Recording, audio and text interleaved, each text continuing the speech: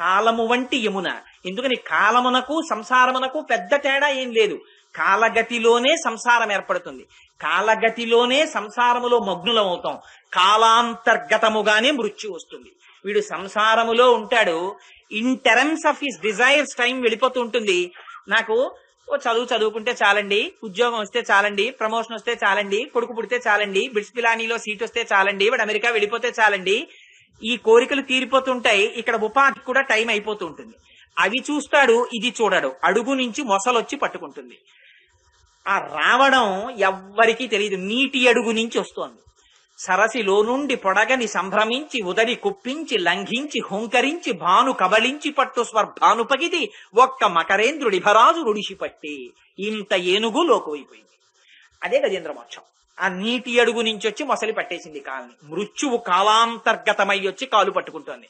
ఇక అప్పటి వరకు తిరిగిన కాలు తిరగడం మానేసిందని కొత్త కర్రల మీద పెట్టి తీసుకుపోతారు. అందుకని ఆ కాలాంతర్గతమై సంసారము వెళ్ళిపోతోంది. కానీ ఎవరు శ్రీకృష్ణ పరమాత్మని నమ్ముకున్నారో వాళ్ళని యమున ఏమీ చెయ్యలేదు. యమున చెయ్యలేదు కనుక యముడు చెయ్యలేదు. ఏమిటి దీనికి గుర్తు? ఆయన పుట్టగానే ఒక్కటే చెప్పారు, అబ్బాయి నువ్వు నన్ను తీసుకెళ్లి తల మీద పెట్టుకుని దాటవయ్యా అన్నారు.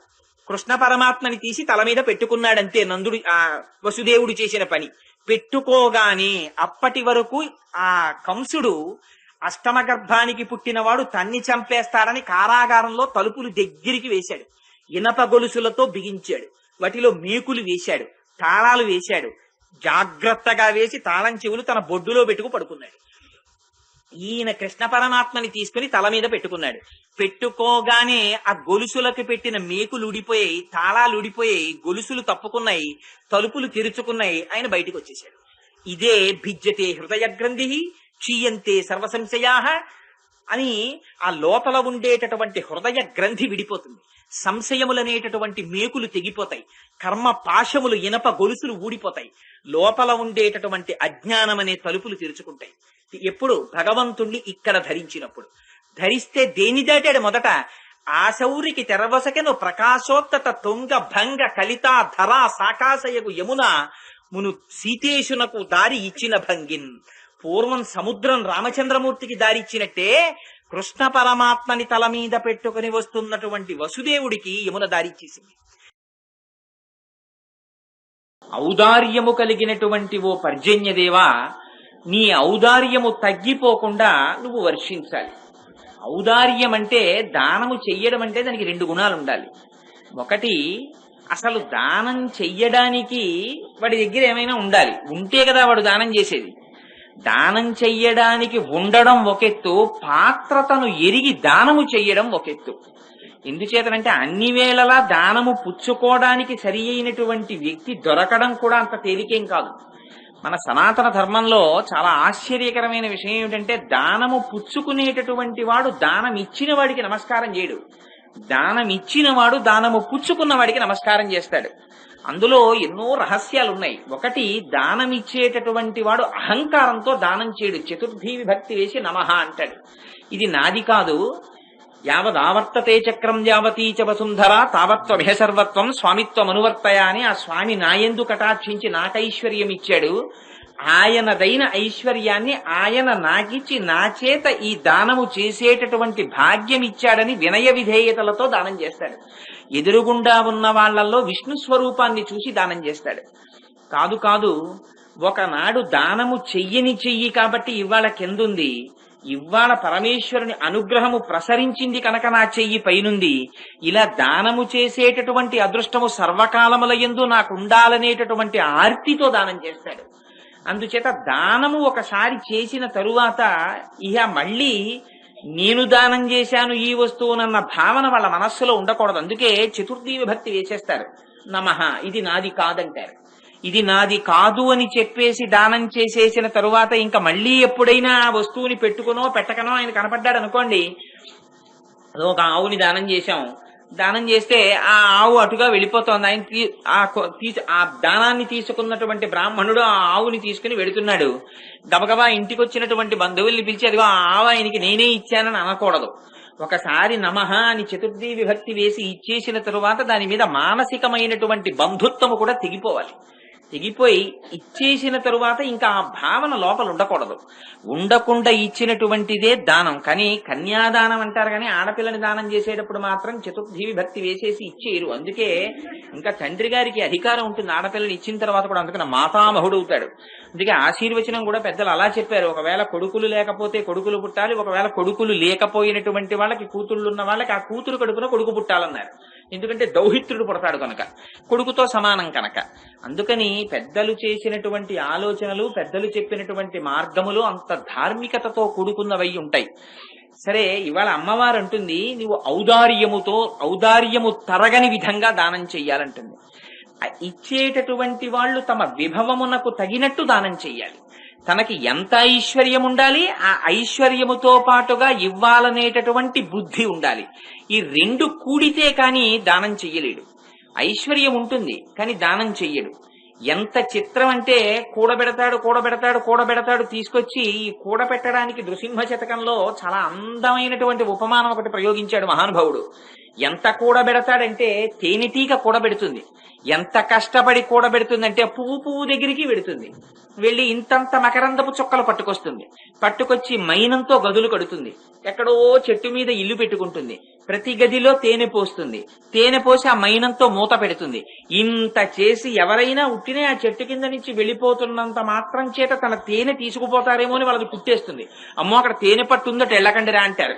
ఇంత కష్టపడి తేనె తీసుకొచ్చి అందులో దాస్తే తుదకు ఆ తేనె తాగేవాడు ఎవరో తెలుసా అండి? తల్లి గర్భము నుండి ధనము తేడెవ్వడు వెళ్లిపోయేడినాడు వెంటరాడు. లక్షాధికారైన లవణమన్నమే కాని మెరుగు బంగారంబు మింగబోడు. పొందుగా మరుగైన భూమి లోపల పెట్టి దాన ధర్మము లేక దాచి తుదకు దొంగలకిత్తురో దొరలకౌను. తేనె జుంటీగలీయవా తెరువరులకు భూషణ వికాస శ్రీధర్మ పురనివాస దుష్ట సంహార నరసింహ దురిత దూర అంటాడు. ఏమయ్యా, ఇలా దాచిన వాళ్ళు ఆ తేనెటీగలు దాచగా చెట్ట చివరికి ఎవరో వచ్చి అగ్నిహోత్రం పెట్టి తేనెటీగలు ఎగిరిపోయిన తర్వాత తేనె పట్టుకుపోయి తాగేస్తున్నాడు. అలా నీ అంత నువ్వుగా దానము చేసుకున్నటువంటిదే నీకు ఖాతాలో పడుతుంది. నేను ఈ విషయాన్ని అప్పుడప్పుడు విజ్ఞాపన చేస్తుంటాను. మనకి ఇక్కడతో ఏం సరిపోదు. ఇది నిన్నటి రోజున చెప్పాను. వెట్టి మూట పట్టుకుని 14 లోకాల మధ్యలో మనం తిరుగుతూనే ఉంటాం. ఎంత బంధములు లేకుండా ఈ ప్రపంచంలోకి వస్తామో అంత బంధములు లేకుండా ఎగ్జిట్ కూడా ఉంటుంది, వెళ్ళిపోవడం కూడా ఉంటుంది. అమ్మ కడుపులోంచి లోపలికి వచ్చేటప్పుడు మీకు బంధుత్వం ఏముంది చెప్పండి? ట్రాన్స్ఫర్ ఆర్డర్ చేతిలో పెట్టుకుని ఇక్కడి నుంచి వాళ్ళు ఏ ఊరేశారో ఆ ఊరెళ్ళి జాయిన్ అయ్యేటప్పుడు అక్కడ ఎవ్వడూ తెలియకుండా వెళ్లి జాయిన్ అయ్యేవాడి పరిస్థితి ఎలా ఉంటుందో, అమ్మ కడుపులోంచి బయటికి వచ్చిన వాడి పరిస్థితి అలాగే ఉంటుంది. వాడికి ఏం బంధుత్వం ఎవరు తెలుసు వాడికి? ఈ అమ్మ తెలుసా, నాన్న తెలుసా, అన్నదమ్ములు తెలుసా, అక్క చెల్లెళ్ళు తెలుసా, ఎవరు తెలుసు వాడికి? ఏమీ తెలియదు. ఒక్కడొస్తాడు, మళ్ళీ వెళ్ళిపోవడం కూడా అంతే రహస్యం. ఒక్కడే వెళ్ళిపోతాడు. ఈ మధ్యలో పెట్టుకున్నవి ఈ దేహబంధాలు. ఈ దేహబంధాలతో తాపత్రయం పడి ఆఖరణ వెళ్లిపోయే ముందు ఆర్తి చిందిపోతాడు. ఒక్కసారి ఆ రెండో కొడుకుని చూడాలనుందని పాపం ఫోన్లు చేసి నేను చూసా అలాంటి కేసు ఒకటి. అందుకనే దాన్ని ఉదాహరణ చెప్తున్నాను. పాపం రాత్రి 11 వరకు కూడా ఆవిడ ఆ పెద్ద కూతురితో మాట్లాడని విశ్వ ప్రయత్నం చేసింది. ఫోన్ చేస్తూనే ఉన్నారు. దురదృష్టం ఆ ఫోన్లో ఆవిడ దొరకలేదు. ఆ ఫోన్ ఎంగేజ్ వస్తూనే ఉంది. పడుకుంది. ఆ కూతుర్ని చూడాలని ఎంత బెంగ పెట్టేసుకుందంటే ఒక్కసారి ఆ కూతురు వస్తే చాలని చప్పుడే చాలు. మరి ఆ ప్రాణికి ఏముండిపోయిందో, అది వచ్చింది ఏమిట్రా అంటుండేది పాపం. రాత్రి 2:30కి తుట్ట శ్వాస విడిచిపెట్టేసింది. ఫోన్ చేస్తే దొరికింది ఆవిడ. దొరికితే ఇలా మీ అమ్మగారు చనిపోయారు అని చెప్పాం. ఆవిడ పరుగున వచ్చింది పాపం, కారు వేసుకుని హైదరాబాద్ నుంచి. వస్తే ఏ ప్రాణి కోసం ఇంత కొట్టుకుందో ఆ శరీరం అక్కడ ఉంది, కానీ దానికి ఏం సంబంధం ఉండదు. ఈ దేహబంధం ఈ దేహంతో సరి. జన్మాంతాని వైరాని, శత్రుత్వమైనా మిత్రత్వమైనా ఇది వెళ్ళిపోతే దీంతో పాటు అన్ని వెళ్ళిపోతాయి. కానీ ఈ లోపలున్నవాడు మాత్రం ఒక్కడొస్తాడు, ఒక్కడు వెళ్ళిపోతుంటాడు. ఓ మూట ఒకటి తగిలించుకుంటాడు, వెట్టి మూట. ఇందులో ఇవన్నీ సంపాదించిన పుణ్యపాపాలన్నీ అందులో వేసుకుంటాడు. ఇవన్నీ సంచితం, ఆగామి, ప్రారంధం అని మారుతుంటాయి. ఇది పట్టుకు తిరుగుతూ ఉంటాడు 14 లోకాల మధ్యలో. అందుకే అసలు బంధుత్వం లేనివాడేవాడు. అందరితో, కుక్కతో, పందితో, నల్లితో, పిల్లితో, అన్నింటితో ఉంటుంది. కానీ ఇహలోక సౌఖ్యం నువ్వు సంపాదించిన దానివల్ల, పారలౌకిక సౌఖ్యం అని ఒకటి ఉంటుంది. ఈ డబ్బు అక్కడ పనికిరాదు. ఇక్కడ నువ్వు సంపాదించిన డబ్బు ఇక్కడతో సరి. కానీ చిత్రం ఏమిటంటే ఇక్కడ మీరు ₹1,00,00,000 సంపాదించి ₹1,00,000 బ్రీఫ్ కేసులో పెట్టుకుని అమెరికాలో దిగి 1,00,000 ఇస్తే టీ ఇవ్వరు. దీన్ని డాలర్లుగా మార్చుకోవాలి. తెలివైన వాడు డాలర్లుగా మార్చుకుని అక్కడికి వెడితే ఏదో ఒకటో రెండో ఇస్తే టీ ఇస్తారేమో బహుశా. అలా ఇక్కడ సంపాదించినటువంటి దాన్ని పిల్లల్ని ఎండగట్టి దానం చెయ్యాలని అలా ఎక్కడా చెప్పలేదు శాస్త్రాలు. కానీ తనకున్న దానిలో కొంత పాత్రత నిరిగి దానం చెయ్యమన్నారు. అది కూడా దేశకాలాదులను అనుసరించి దానము చేసి తీరాలి. చేయకపోతే వాడి ఖాతాని వాడు పాడు చేసుకున్నవాడు అవుతాడు. ఆవిడ మహాతల్లి ఇవాళ ఏ లోకంలో ఉన్నారో నాకు తెలియదు కానీ చింతలపూడి ఆ అమ్మగారు చెప్పిన మాట నేను ఇప్పటికి మర్చిపోలేదు. ఆవిడ ఒకసారి అన్నారు ఉపన్యాసానికి వెళ్తే, నేను పెద్దాపురంలో, ఓరి పిచ్చాడా తెల్లారు లేస్తే విశాఖపట్నం వెడతానని పెట్టి చదువుతుంటావు. ఆ విశాఖపట్నం వెడతావో తెలీదు, వెళ్ళదో తెలీదు, ఆ రైలు ఎడుతుందో తెలీదు, వెళ్ళతో తెలీదు. ఇక్కడికి వచ్చిన వాడికి మళ్ళీ రిటర్న్ జర్నీ టికెట్ మాత్రం బుక్ అయిపోయింది. అది ఎవ్వడికి తెలియదు. వాడు జేబులో పెట్టుకు తిరుగుతుంటాడు ఆ టికెట్ ని. కానీ దానికి ఏం పెట్టి సర్దుకుంటున్నావురా అని అడిగేది ఆవిడ. దానికి కూడా ఓ పెట్టి సర్దకపోతే కిందటి జన్మలో సంపాదించినది ఒకటి ఉంది బ్యాంకులో పుణ్యం, దానికి విత్డ్రాయల్ ఫార్మ్స్ వెళ్ళే ఈ జన్మలో. అందుకని ఈ జన్మలో విశేషముగా ఆర్జించావు, ఈ ఉపాధితో ఆర్జించావు కనుక ఈ ఉపాధితో సంబంధం పెట్టుకున్న వాళ్ళందరూ అనుభవిస్తారు. మళ్లీ క్రెడిట్ లేదు. నువ్వు పారలౌకిక సౌఖ్యానికి, ఇహలోక సౌఖ్యానికి, ఉత్తర జన్మలలో సంపాదించవలసిన దానికి కావలసినటువంటి దానంతో ప్రవర్తించలేదు కాబట్టి ఖాళీ. కాబట్టి మళ్లీ వచ్చే జన్మలో అదే చెయ్యి ఉపాధి మారుతుందంతే.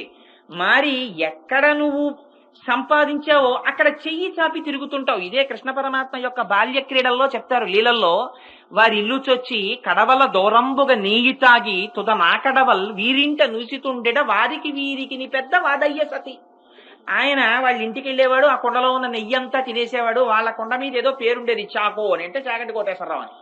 ఆ నెయ్యి ఆ కొండ పట్టుకెళ్ళి పక్క వాళ్ళ ఇంట్లో పెట్టేవాడు. ఆ ఇంటి పేరు నాకెందుకు, నా ఇంటి పేరు నేను చెప్పుకుంటే చాలు, ఆ ఇంట్లో పెట్టేవాడు. పొద్దున్న లేచేవారు, ఈ ఇంటి కొండ ఆ ఇంట్లో ఉంటే మా ఇంట్లో నెయ్యి నువ్వు తినేసావు, మా కొండ అదిగో నీ ఇంట్లో ఉందని దెబ్బలాడుకునేవారు. లోపల నెయ్యి ఉంది కాబట్టి కొండకి విలువ. కానీ పరమేశ్వరుడికి తెలిసి ఆ కొండలో నెయ్యి ఎప్పుడు తీసేయాలో. అది తీసేసిన నాడు ఖాళీ కొండగా పక్కింట్లో ఉంటావు. ఇక్కడ ఉండి ఐశ్వర్యం అనుభవించి పక్కవాణ్ణి చీత్కరించిన వాడివి అక్కడ ఖాళీ చేతులతో పుట్టి ఆ చేతిని జాపి తిరుగుతావు. కాబట్టి తస్మాత్ జాగ్రత్త. అందుకని ఇహలోకములో సంపాదించిన దానిని దానము చేసిన వాడు ఫారిన్ ఎక్స్చేంజ్ గా మార్చుకున్నట్టు. దానం అంటే అదో బ్యాంక్ అనుకోండి మీరు, అక్కడ దానం ఇస్తే వాడి ఖాతాలో పడుతుంది. దీన్ని బట్టి మళ్ళీ పారలౌకిక సౌఖ్యం ఉంటుంది. శ్రీగుణరత్న కోశంలో చెప్తారు, మళ్లీ జన్మనిచ్చేటప్పుడు పుర్రె చేత్తో పట్టుకుని బ్రహ్మగారు మొట్టమొదట రాస్తాడు లలాటం మీద, హరినాపి హరేనాపి బ్రహ్మణాపి సురైరపి లలాట లిఖితారేఖ పరిమాష్ట్రం నశక్యతే. దాన్ని ఎవరు మార్చరిగా. ఒక్కొక్కటి సైడ్ హెడ్డింగ్లు పెట్టి ఆయన రాసేస్తాడు మిగిలినవి. ఆయుర్దాయము ఇన్ని శ్వాసలో, వీడి సరస్వతి కటాక్షము ఇంత కటాక్షము అన్ని రాసేస్తాడు. ఐశ్వర్యము అన్న సబ్ హెడింగ్ దగ్గరికి వచ్చేటప్పటికి బ్రహ్మగారికి స్వతంత్రత లేదు, ఆయన పూర్తి చేయకూడదు దాన్ని. ఓసారి ఆ పేరు చెప్పి వాళ్ళ అమ్మగారి వంక చూస్తాడు, ఎవరు లక్ష్మీదేవి వంక. వెనక్కి తిరిగి అమ్మా ఫలానా పేరమ్మా అంటాడు. అంటే ఆవిడ అసలు ఇలా పని చేసుకుంటున్నావిడో, లేకపోతే పద్మాననే పద్మవూరు పద్మాక్షి పద్మ సంభవే త్వాం భజస్వ పద్మాక్షీం ఏన సౌఖ్యం లభామ్యహం అని కూర్చుని అసలు కన్ను కూడా ఎత్తలేదనుకోండి, ఆవిడ ఎక్కటికి దరిద్రుడని రాసేస్తాడు. వచ్చేస్తుంది ఆ కపాలం భూమి మీదకి. ఆ పేరు చెప్పగానే వాడా అంటుంది అమ్మవారు. వాడా పాపం ప్రతినిత్యం తిరుగుతుండేవాడు రా నా కైంకర్యానికి, మహాభక్తుడు రా అని నోటితో కూడా అందట. ఆ పేరు చెప్పగానే అందిట. యద్భ్రూభంగా ప్రమాణం స్థిరచర రచనా తారతమ్యే మురారేహే వేదాంతా తత్వచింతాంబురభిదురసియత్పాదచిత్తరంతి భోగోపోద్ఘాతకేళీ చిలికిత భగవత్వైశ్వరూప్యానుభావ సానశ్రీహి అస్పృణీతాం అమృతలహరిధి లంఘనీయై అపాంగై అన్నారు. ఆ తల్లి కనుబొమ్మ ఎత్తితే ఐశ్వర్యం మారిపోతుంది. అందుకని ఈ కనుబొమ్మ ఎత్తడానికి ఏమిటి ఆధారం? ఇహలోకములో నువ్వు చేసినటువంటి దానం. కానీ చెయ్యడానికే ఉండాలి, అసలు నీ దగ్గరంటూ ఉండాలి. ఇంతక భవంతి కృత పుణ్యానాం భక్తానాం శ్రీ సూక్తం జపేచ్చదా అంటారు శంకరులు ఆ శ్రీ సూక్తంలో. అసలు గత జన్మలో ఉంటే ఈ జన్మలో నీ దగ్గర ఏదో ఉంటుంది ఇంకోళ్ళకి ఇవ్వడానికి. అసలు ఉండడం ఒక ఎత్తు, ఉన్నదాన్ని దానం చేసుకోలేకపోవడం ఒక దరిద్రం. అందుకని ఈ రెండు ఉండి ఆ నీ గాంభీర్యాన్ని ఇవ్వగలిగినటువంటి శక్తిని కుంచుకోకు, విస్తారంగా ఎందుకని నువ్వు పర్జన్యుడివి. ఈ పర్జన్యుడన్న మాట విష్ణు సహస్రనామ స్తోత్రంలోది. పర్జన్య పావనో నలహ అని పేరైనకి. ఆ పర్జన్యుడంటే ఆ వర్షమిచ్చేటటువంటి దేవతని అడ్డుపెట్టి ఆ వెనకాతల ఆయన నుండి వర్షాన్ని ఇప్పిస్తుంటాడు. అందుకని వాళ్ళు స్తోత్రం చేస్తున్నది శ్రీమన్నారాయణుని స్తోత్రం చేస్తున్నారు. అందుకని నువ్వు నీ యొక్క ఔదార్యమును కుంచకుండా దానము చెయ్యాలి. ఎలా దానము చెయ్యాలి అంటే, నువ్వు మామూలుగా మేఘానికి వచ్చావు కాబట్టి ఏదో మీరు మార్గశీర్ష స్నానానికి నీళ్లు అడుగుతున్నారు కదా, ఆకాశానికి వచ్చేసారి కురిసేస్తాను రండి ఈ కింద నించోండి తడిసిపోండి ఒళ్ళంటే అలా మేము స్నానం చెయ్యం. నువ్వు ఎలాంటి వర్షం కురిపించాలి ఇవాళ అంటే, నువ్వు ఇక్కడి నుంచి బయలుదేరి సముద్రంలోకి వెళ్ళాలి. వెళ్ళి సముద్రము మధ్యలో అగాధమైనటువంటి ప్రదేశంలోకి వెళ్ళాలి. కడుపు నిండా సముద్ర జలాన్ని తాగాలి. తాగిన తరువాత నీకు కడుపు నిండిపోయిందని గుర్తేమిటి? బ్రేవుమని త్రేన్సాలి. ఎందుకంటే ఈ త్రేన్పు కూడా పరమేశ్వరుడు. ప్రాణ అపాన వ్యాదాన సమాన నాగ కూర్మ కృకర ధనంజయ దేవదత్తములని 10 ఉంటాయి. ఈ 10ంటితో నడిపిస్తుంటాడు ఆయన శరీరాన్ని. ప్రాణం అంటే కాపలా కుక్క. దీనికి శవానికి తేడా ఉండదు. రాత్రి అయితే అది పడి ఉంటుంది, ఇది పడి ఉంటుంది. కానీ ఇంటి యజమాని లోపల పడుకుంటే బయట కుక్క తిరుగుతుంటే, కుక్క తిరుగుతోంది కాబట్టి లోపల యజమాని ఉన్నాడని గుర్తు. ఎవరైనా వస్తే ఆ కుక్క ఉన్నది పాడుపడిపోలేదు ఆ కొంప, ఇంకా అక్కడ కుక్క ఉంది అంటే లోపల యజమాని ఉన్నాడు కాబట్టి కుక్కని కాపలా పెట్టాడని. అలా ఊపిరి తిరుగుతూ ఉంటుంది లోపలికి బయటకి, లోపలికి బయటికి. ఇది ఉన్నంతసేపు వీడు ఉన్నాడని గుర్తు. అందుకని ప్రాణముగా ఉంటాడు. అపానము క్రింద నుంచి వెళ్ళిపోతుంది. వ్యానము ఒళ్ళంతా ఉంటుంది. సమానము అవయవములన్నీ సమానముగా పెరిగేట్టు చేస్తుంది. నాగము ఆ నాగమన్న వాయువు త్రేణుపుగా వస్తుంది. అది ఒక సిగ్నల్. కడుపుకి నాలుకకి బద్ధ విరోధం. మళ్ళీ ఈ శరీరంలోనే శత్రువులుంటారు, మిత్రులుంటారు. అందుకే రామాయణంలో పాత్రలకి, చాలా పాత్రలకి ఇక్కడ పేర్లే ఉంటాయి తెలుసా అండి. సుగ్రీవుడు, కుంభకర్ణుడు, శూర్పణక, ఇలాంటి పేర్లు శరీరావయవములకు సంబంధించినటువంటి పేర్లు చాలా రామాయణంలో ఉంటాయి. కబంధుడు, ఇవన్నీ. మళ్ళీ అలా పెట్టడం వెనకాతల కొంత రహస్యం ఉంటుంది. అందుకని ఇక్కడ కూడా శత్రుమిత్ర సంబంధం ఉంటుంది. ఇందులో కడుపుకి నాలుకకి కుదరదు స్నేహం. నాలుకకి ఎంతసేపు ఇంకా తిను ఇంకా తిను ఇంకా తినంటుంది రుచిని బట్టి. ఇది అంత తినకో అంత తినకో అంత తినకంటుంది. ఇది ఎంత తినిపిస్తే దీనికి అంత బాధ, ఇది ఎంత తినకపోతే దీనికి అంత బాధ. ఈ రెండింటికి పడదు. మళ్ళీ ఈ రెండింటితో కంటికి సంబంధం ఉంటుంది. అందుకని ఉపవాసం అంటే తక్కువ తినడం. ఎందుకు తక్కువ తినడం అంటే, ఉప అంటే సమీపమునందు, వసి అంటే నివసించడానికి సత్వగుణ ప్రధానమైనటువంటి తగుమోతాదు ఆహారమును తీసుకోకపోతే ఏమైపోతుందంటే శరీరం పడిపోతుంది. అందుకని కొద్ది ఆహారాన్ని మాత్రమే తీసుకుని శరీరాన్ని నిలబెట్టుకోకపోతే, ఎక్కువ తినేస్తే కడుపుకి నిండిపోతే కన్ను పడిపోతుంది. ఏమిట్రా పొద్దున్నే పెరుగన్నం తినేసి వచ్చావా ఏమిటి అలా కునికేస్తున్నావు అంటారు. అందుకని కడుపు నిండిపోయింది అనుకోండి ఆ కన్ను పడిపోతుంది. అందుకని ఇక్కడ సంబంధం. అలా ఆ లోపల ఉన్నటువంటి వాయువులే నడిపిస్తాయి. అందులో ఈ నాగమన్న వాయువు త్రేణుపు. త్రేణుపు అంటే కడుపు నిండిపోయిందని లోపల నుంచి పరమాత్మ చెప్తాడు. ఇంక నువ్వు రసేంద్రియానికి లొంగకు, ఇంక తినకు, ప్రమాదకరమని. అది త్రేణుపు. అలా నువ్వు త్రేంచాలి. ఆ సముద్రములోకి వెళ్ళి కడుపు నిండా నీరు తాగి, నీకు నీరు తాగేవని ఏమిటి గుర్తు, నువ్వు ఒక్కసారి త్రేంచాలి. త్రేంచి నువ్వు మెల్లమెల్లగా ఆకాశ మార్గానికి ఎక్కాలి. ఎక్కి ఆకాశములోకి రావాలి. వచ్చి ఎలా నిలబడాలి? ఆ సర్వజగత్కారణభూతుడైనటువంటి శ్రీమన్నారాయణుడు నల్లని వర్ణముతో ఎలా వ్యాపించి ఉంటాడో అటువంటి కాంతితో నువ్వు వ్యాపించాలి. అనంతమైన నీలమైన ఆకాశమునందు నువ్వు రావాలి. వచ్చి ఆ నల్లదనముతో చల్లదనముతో నువ్వు వర్షించాలి. ఇదంతా మేఘానికి వాళ్ళు చెప్తున్నారు ఎలా వర్షించాలో. చిత్రం ఏమిటంటే, అసలు బాహ్యంలో వర్షము కోసమని వ్రతం చేస్తున్నారు కాబట్టి చెప్తున్నారు. కానీ వాళ్ళు స్తోత్రం చేస్తున్నది గురువుల్ని స్తోత్రం చేస్తున్నారు. అసలు ఆ గురువు అన్న మాటలో ఉంది రహస్యం అంతా. గు అంటే అజ్ఞానం, రు అంటే తీసేసేవాడు. గు అన్న అజ్ఞానాన్ని రు తీస్తాడు కాబట్టి ఆయనకి గురువుని పేరు. ఆ గురువు యొక్క రుణం ఏమిచ్చి తీర్చుకోలేవండి శాస్త్రం. ఎవరికైనా ఏదైనా బహుమతినిచ్చానను, ఏదో ఒక వాళ్ళకి నేను ఉపకారం చేశాను అని అను. కానీ గురువుకి నేను ఈ ఉపకారం చేశానని కానీ, గురువుకి నేను ఇటువంటిది పెట్టానని కానీ అనకు అంది. అందుకే వ్యోమవత్ వ్యాప్త దేహాయ దక్షిణామూర్తయే నమః అన్నారు. గురువు గారికి బట్టలు పెట్టామండి మేము అంటారేమో. గురువు అంటే ఆకాశం అంతటి వాడు. ఆయనకి నేయగలిగినటువంటి పంచల చాపులు నేసే శాలెవాళ్లు పుట్టలేదు ఇంకా. అందుకని అటువంటి మహానుభావుడికి నువ్వు ఏమిచ్చి రుణం తీర్చుకుంటావు? ఒక్క పద్ధతి దానికి.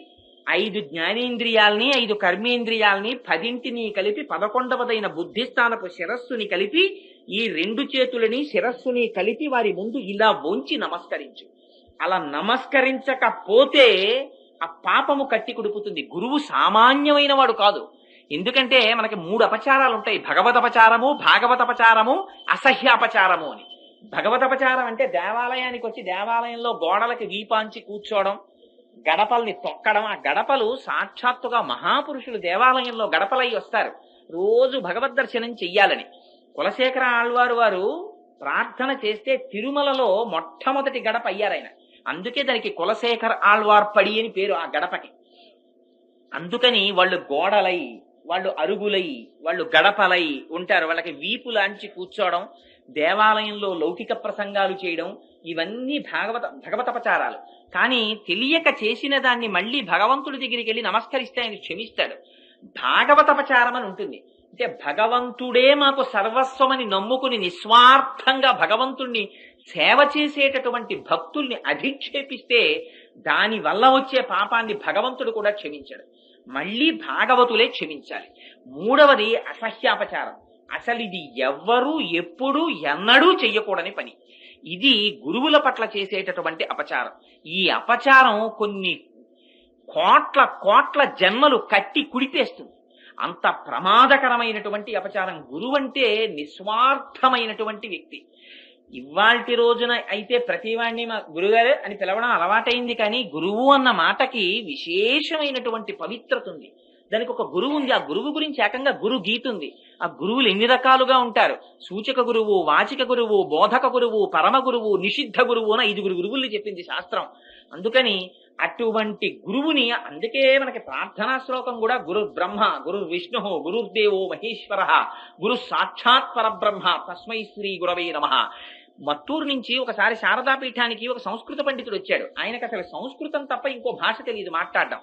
ఆయన ఈ ఒక్క శ్లోకాన్ని 2 గంటలు వ్యాఖ్యానం చేశాడు సంస్కృతంలో. ఆశ్చర్యపోయాను, నిజంగా అందులో అన్ని భావాలు ఉన్నాయా అని. గురువు బ్రహ్మ, గురువు విష్ణువు, గురువు మహేశ్వరుడు, గురువు పరబ్రహ్మ, గురువుని మించిన వాడు లేడు. ఇప్పుడు గురువుకు చేసిన నమస్కారానికి పరమేశ్వరుడు పొంగిపోతాడు. శ్రీమద్ రామాయణంలో గురువుల మాట నిలబెట్టిన శబరి మోక్షాన్ని పొందేసింది. గురువుల అనుగ్రహం ఉంటే పొందలేంది లేదు. కొడుకులు లేని దిలీపుడికి గురువు యొక్క శుశ్రూష చేత కొడుకు పుట్టాడు రఘుమహారాజు గారు. అందుచేత గురువులు కటాక్షించలేనిది లేదు ప్రపంచంలో. అందుకే పూర్వం రాజులు గురువుల్ని సేవించేవారు. ఆ గురువుల యొక్క వైభవం తన మనస్సులో ఉండిపోయింది అమ్మవారికి. అందుకని ఇవాళ గురువుల్ని స్తోత్రం చేస్తోంది. పైకి మేఘం, ఆంతరమునందు గురువు. ఆ గురువు చేసేదేమిటి? అందరిలా తాను లౌకికమైనటువంటి భోగమును అపేక్షించడు. అందుకే మహాత్ముల గురించి భగవద్గీత చాలా ఆశ్చర్యకరంగా మాట్లాడింది. యానిషా సర్వభూతాని తస్యా జాగృతి సంయమి, యస్యా జాగృతి భూతాని సానిషాహ పశ్చతో మునేహి అంది. అందరూ చీకట్లో ఉంటే ఆయన వెలుతురులో ఉంటాడు. అందరూ వెలుతురులో ఉంటే ఆయన చీకట్లో ఉంటాడు. అందరూ విషయ ప్రపంచంలో లంపటమైపోయి సంసారములో మగ్నులైపోతే ఆయన ఒక్కడు పరమాత్మ గురించి ఆలోచించుకుంటుంటాడు. ఆయన పరమాత్మ యొక్క గుణ విభూతులలో లయమైపోయి ఉంటాడు.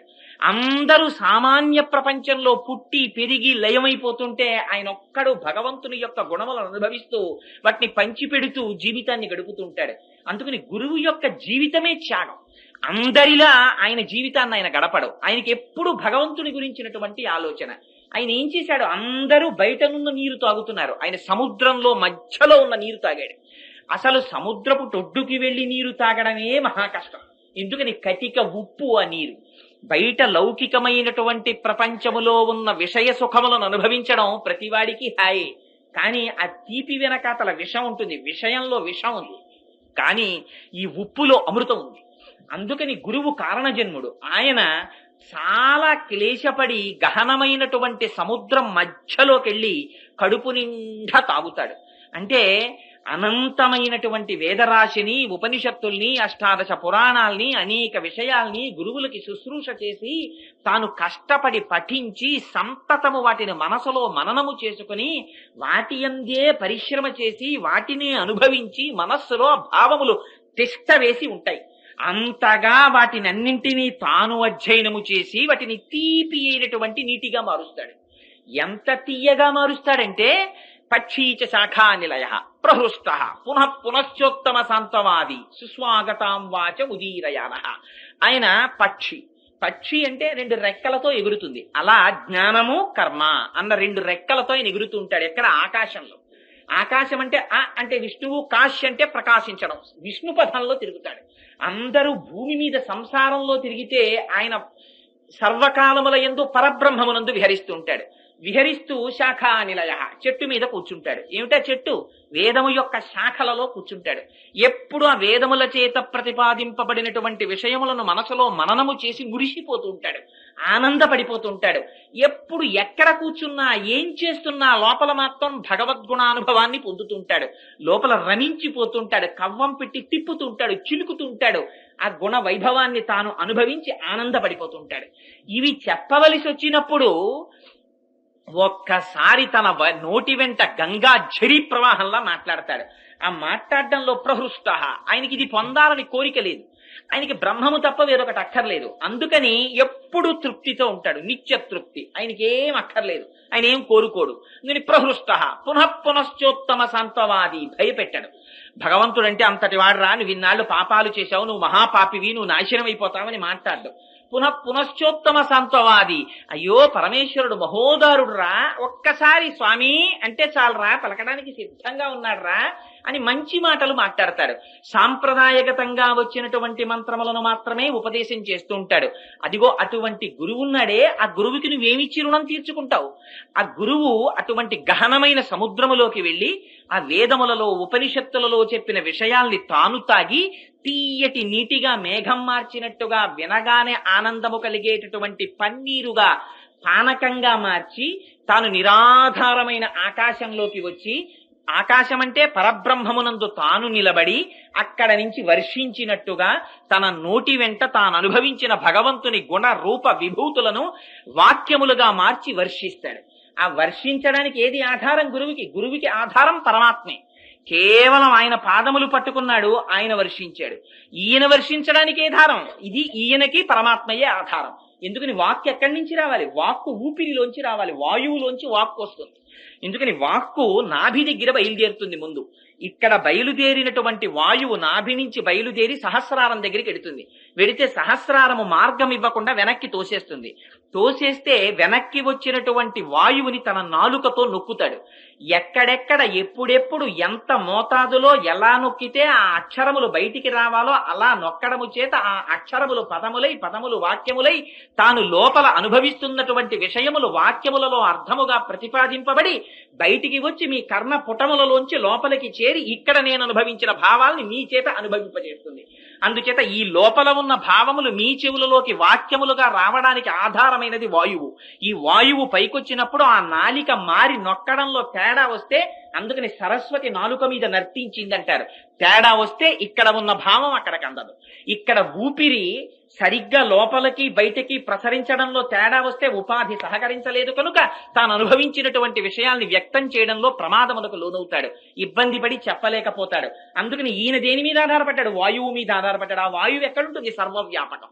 అనంతమై సర్వవ్యాపకమైనటువంటి వాయువు మీద తానాధారపడినట్టే గురువు కూడా సర్వకాలముల యందు భగవంతుణ్ణి ఒక్కనే ఆధారంగా చేసుకుంటాడు తప్ప ఆయనకి ఇతరములు ఆధారములు కావు.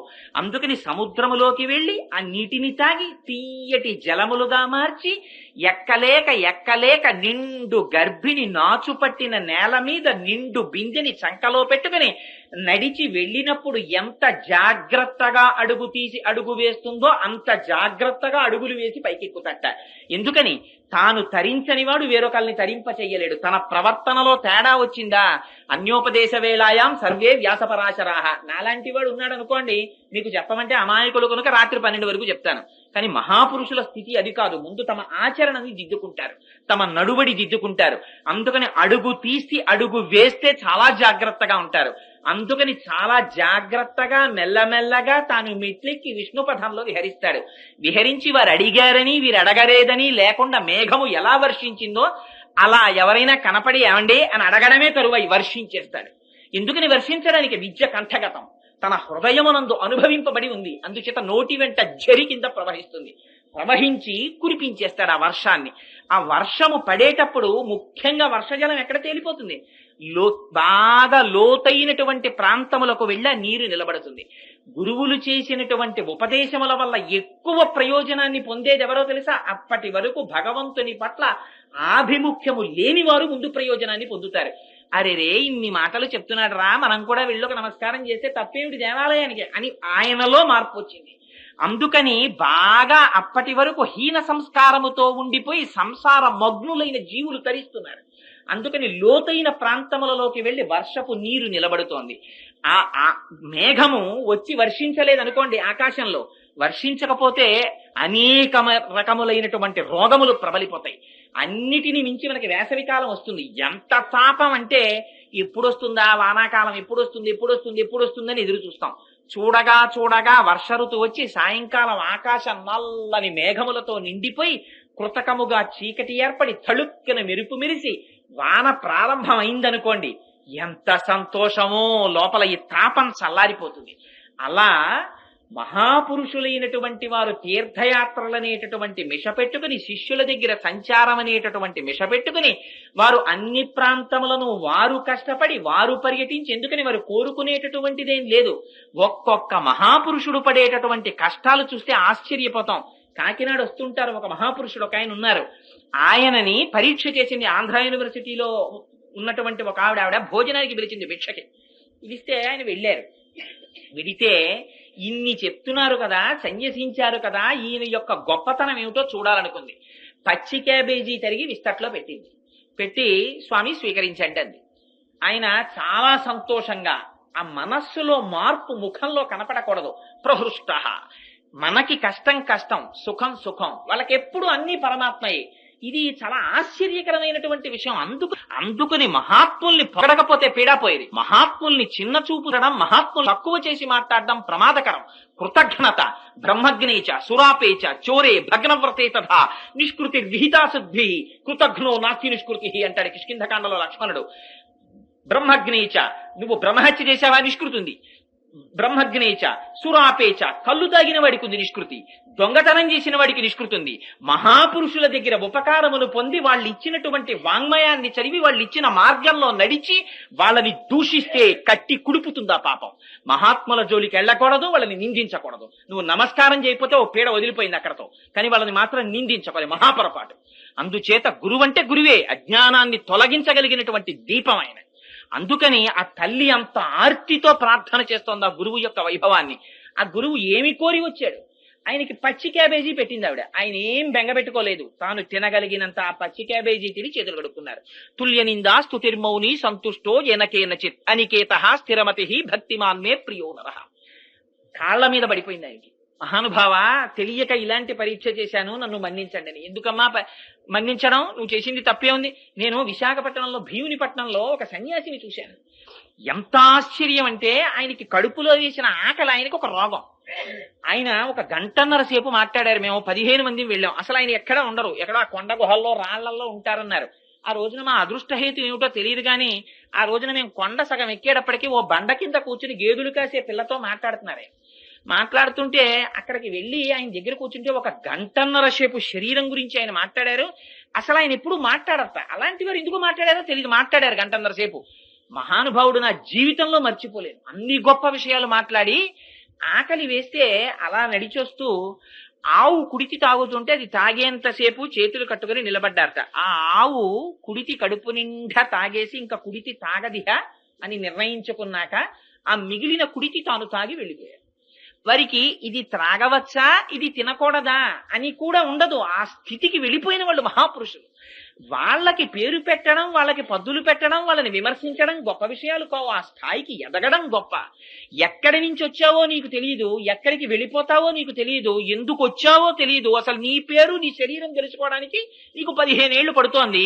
నీకు వృద్ధాప్యం వచ్చిన తర్వాత చితి మీద పెట్టాక ఓసారి కాలిపోతావు, చింతతో ప్రతినిత్యం కాలిపోతున్నావు. ఈ మధ్యలో ఉన్న కాసేపటి యవ్వనంలో నీకు ఎంత అల్లరు. వయసి గతే కక్కామ వికార శుష్కే నీరే కక్కాసార క్షీణే విత్తే కప్పరివారో జ్ఞాతే తత్వే కస్తంసార అంటారు శంకరాచార్యుల వారు. ఎక్కడి నుంచి వచ్చిందిరా నీకు పిచ్చి? వయసి గతే కక్కామ వికార, ఇలా ఉండిపోతుంది అనుకుంటున్నావా శరీరంలో బలం? మాకురుదన జన యవ్వన గర్వం హరతి నిమేషత్కాల సర్వం మాయామయమితమఖిలం హిత్వా బ్రహ్మపదం త్వం ప్రవిశ విదిత్వా. బలమత్తరమైన కాలస్వరూపమై పరమాత్మ నడుస్తున్నారు వెనకాతల. ఆ కాలగతిలో నీ యవ్వనం నశించిపోతుంది, శరీరం శిథిలమైపోతుంది, ప్రజ్వరుడు వచ్చి కోట బద్దలు కొడతాడు. ఆనాడు నిన్ను పలకరించే వాళ్ళు ఉండరు. యవత్విత్తోపర్జన శక్త స్థావందిజ పరివారో రక్త పశ్చాజ్జీవతి జర్జరదేహే వార్తాకోపిన పృచ్ఛతిహే. అయ్యా బాగున్నారా అని అడిగేవాళ్ళు ఉండరు. గుర్తుపెట్టుకోరా, ఎందుకు వచ్చిన తాపత్రయం. అటు నటించి పట్టుకోవలసిన వాడి పాదాలు పట్టుకో అంటారు. అలా పట్టుకున్న వాళ్ళు మహాపురుషులు, గురువులు. వాళ్ళు మనకి మార్గం చూపించినటువంటి వాళ్ళు. అందుకని అదిగో ఆ నిరాధారమైనటువంటి ఆకాశములోకి వచ్చి వర్షించేస్తే ఇంత కష్టపడి గురువులు చెప్పినా అందరికీ అవి ప్రయోజనం కలగవుట. ఇంత కష్టపడి గురువు చెప్తే ఆ గురువు చెప్పినటువంటి మాటలు కొందరికి మరింత పాషండులవుతారు. సదాశివ బ్రహ్మేంద్ర స్వాముల వారు సర్వం బ్రహ్మమిదం జగత్ అని చెప్పుకుంటూ వెళ్ళిపోతున్నారు. వెళ్ళిపోతుంటే వెనక నుంచి ఒక ఆయన వచ్చాడు. వచ్చి స్వామి అంతా బ్రహ్మమేనని కదా అంటున్నారు, ఈ శరీరం కాదు అని కదా అంటున్నారు అని ఒక కత్తోటి తువ్వాల్లోంచి తీసి గభాల చేయి నరికేశాడు. నరికేస్తే రక్తధారలు కారిపోతున్నాయి. మీరు కాదు కదా స్వామి చేయి నరికేశాను, ఏమిటి మీకు ఇబ్బంది అన్నాడు. సదాశివ బ్రహ్మేంద్రులు చూసి ఒక నవ్వు నవ్వి, అప్పటివారో కారు సదాశివ బ్రహ్మేంద్రులు, ఒక నవ్వు నవ్వి, అవునాయనా నేను చెప్పింది నీకు ఇంతవరకే అర్థమైంది, సరే కానీ యథార్థం అంతే అని వెళ్ళిపోతున్నారు. గభాలను వచ్చి చెయ్యి అంటుకుంది. వెనక చూసేవాడు ఒకడు ఉంటాడు. అటువంటి వాళ్ళకి ఆయన మీద పూనిక, ఇటువంటి వాళ్ళ మీద పట్ల వాళ్ళకి భయం ఉండదు. అందుకని అదిగో అటువంటి మహాపురుషులంటే వాళ్ళు. అందుచేత అటువంటి మహాపురుషులు ఆ నిరాధారమైనటువంటి ఆకాశంలోకి వచ్చి మేఘం వర్షించిన తరువాత మేఘం ఎవరి కృతజ్ఞత అడుగుతోంది చెప్పండి? మేఘం యొక్క వాన జిల్లేడు చెట్టు మీద పడితే ఆకులు రాలిపోతాయిట. అందరికీ పనికొచ్చిన వాన జిల్లేడు చెట్టుకు పనికి రాకుండా పోయింది. ఒక గురువు యొక్క ప్రసంగం 1000 మందిని ఉద్ధరిస్తే ఒక్కడిని మరింత పాషండుండి చేస్తుంది. వాడి సంస్కార బలం అటువంటిది. అందుకే ఈ సంస్కారములు కూడా జన్మాంతరంలో మన వెంట తెలియకుండానే వస్తుంటాయి. ఇప్పుడే ఇవాళ సాయంకాలం ఆఫీసులో అరగంట ఆఖరణ ఖాళీ ఉంటే మా గోపి గారితో ఆ సంస్కార బలం గురించి కాసేపు చర్చ జరిగింది. ఆ సంస్కారాలు ఎంత రహస్యంగా మనని వెన్నంటి వస్తుంటాయన్న దాని మీద చాలా అనుకోకుండా జరిగిన ప్రసంగాల్లో మంచి విషయాలు ముచ్చటిస్తుంటాం ఒక్కొక్కసారి. అందుకని ఇక సంస్కారాల్ని వెంట తెచ్చుకుంటుంటాడు. ఆ లోకవాసన, ఈ వాసనలు, లోకవాసన, దేహవాసన, శాస్త్రవాసన, ఇవన్నీ వెంట తెచ్చుకుంటాడు. ఈ తెచ్చుకోవడం అలవాటు అనేటటువంటిది మనకి ఉట్టినే పోలా. లోపల పుణ్యం పాపం చెయ్యడం, లోపల పడేయడం అనేటటువంటి సంచోటి దగ్గర పెట్టుకోవడం అలవాటు మనకి. ఈ అలవాటు తెలియకుండా పైన కూడా ఉంటుంది. అందుకే పరుసో లేకపోతే బ్యాగో ఏదో ఒకటి పట్టుకుని ఎడతాడు బయటికి వెళ్ళినప్పుడు. ఏదీ లేదనుకోండి, ప్యాంటుకే జేబు. ఇవన్నీ బహుశా లోపల వాసనల బలాలే వీటికి కూడా అలవాటు పడి వస్తుంటాయి మనతోటి. ఇవన్నీ తెలియకుండానే అందులో వేసుకుని పట్టుకెడుతుంటాడు ఈ సంచితోటి. అందుకని ఒక్కొక్కసారి గురువులు చెప్పినటువంటి మాటలు పాషండులకి కూడా పనికి రాకుండా పోతాయి. వాడు మరింత పాషండుడైపోతాడు. అందుచేత అలా వర్షించినటువంటి మేఘం, ఏమర్రా మీరు ఇన్నాళ్ళ నుంచి దాహంతో అలమటించిపోతున్నారు, ఒక్క చుక్క నీరు లేదు, పంటలు పండట్లేదు, అటువంటప్పుడు నేను సముద్రంలో నీళ్లు తాగి ఇంత కష్టపడి పైకొచ్చి వర్షించాను. ఆ వర్షించడం కూడా ఎలాగట, నల్లని మేఘము నీలి ఆకాశంలో చల్లతనంతో వచ్చి వర్షించిందిట. ఆ నల్లతనం చల్లతనం ఈ రెండు వాళ్ళకి ఆ మేఘం వెనకాతల గోపికలకి పరమాత్మ లక్షణాలు కనపడుతున్నాయి. గురువులో భగవంతుణ్ణి దర్శనం చేస్తారు. అందుకే గురువుకి పాదపూజ వచ్చింది, ఆ గురువుని స్తుతించడం వచ్చింది, గురువుని ఉపాసన చేయడం అన్నది వచ్చింది. అందుచేత ఆ గురువులో ఆ మేఘంలో వాళ్ళకి పరమాత్మని దర్శిస్తున్నారు. అంతటా భగవంతుణ్ణి చూడడం. చూడండి, ఆ మేఘం నల్లగా ఉంటుంది, చల్లగా ఉంటుంది. నీలం అనంతత్వానికి గుర్తు. అందుకని శ్రీ మహావిష్ణువుని నీలమేఘ సంకాశమైనటువంటి దేహమున్నవాడంటారు. అంటే అనంతమైనటువంటి వాడు అని పేరు ఆయనకి. ఆ నల్లతనం, ఆ చల్లతనం, ఈ రెండు పిలిస్తే పలకడానికి సిద్ధంగా ఉండేటటువంటి ఆయన కారుణ్యములకు గుర్తు. ఆ మేఘం వచ్చింది, వర్షించింది, అందరూ ప్రయోజనాన్ని పొందారు, సుఖంగా ఉన్నారు, దాహం తీర్చుకున్నారు. అయ్యో మేఘమా, ఇంత కష్టపడి వచ్చావా, మా అందరికీ వాన ఇచ్చావా, చాలా థ్యాంక్స్ అని ఎవరైనా చెప్తున్నామా? వానకి, మేఘానికి ఎవ్వరం కృతజ్ఞత చెప్పక్కర్లేదు. కానీ అంతా వర్షించేసిన తరువాత అమ్మయ్యా నేను వీళ్ళని ఆదుకున్నానని మనసు చల్లబడిపోయి దూది పింజంత తేలికైపోయి, ఒకరు అడిగారని చూడకుండా, అడగలేదని చూడకుండా తేలిపోయి తొందరగా వెళ్ళిపోతుంది ఆ తెల్లటి మేఘం కురిసేసిన తరువాత. ఎంతటి కృతజ్ఞతాభావమో చూడండి.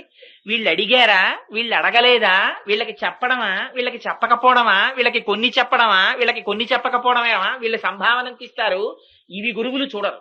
గురువు అంటే వ్యాప్తిం పొందక వగవక ప్రాప్తంబగు లేశమైన 10,000 తృప్తిం చందని మనుజుడు సప్తద్వీపములనైన చక్కంబడునే.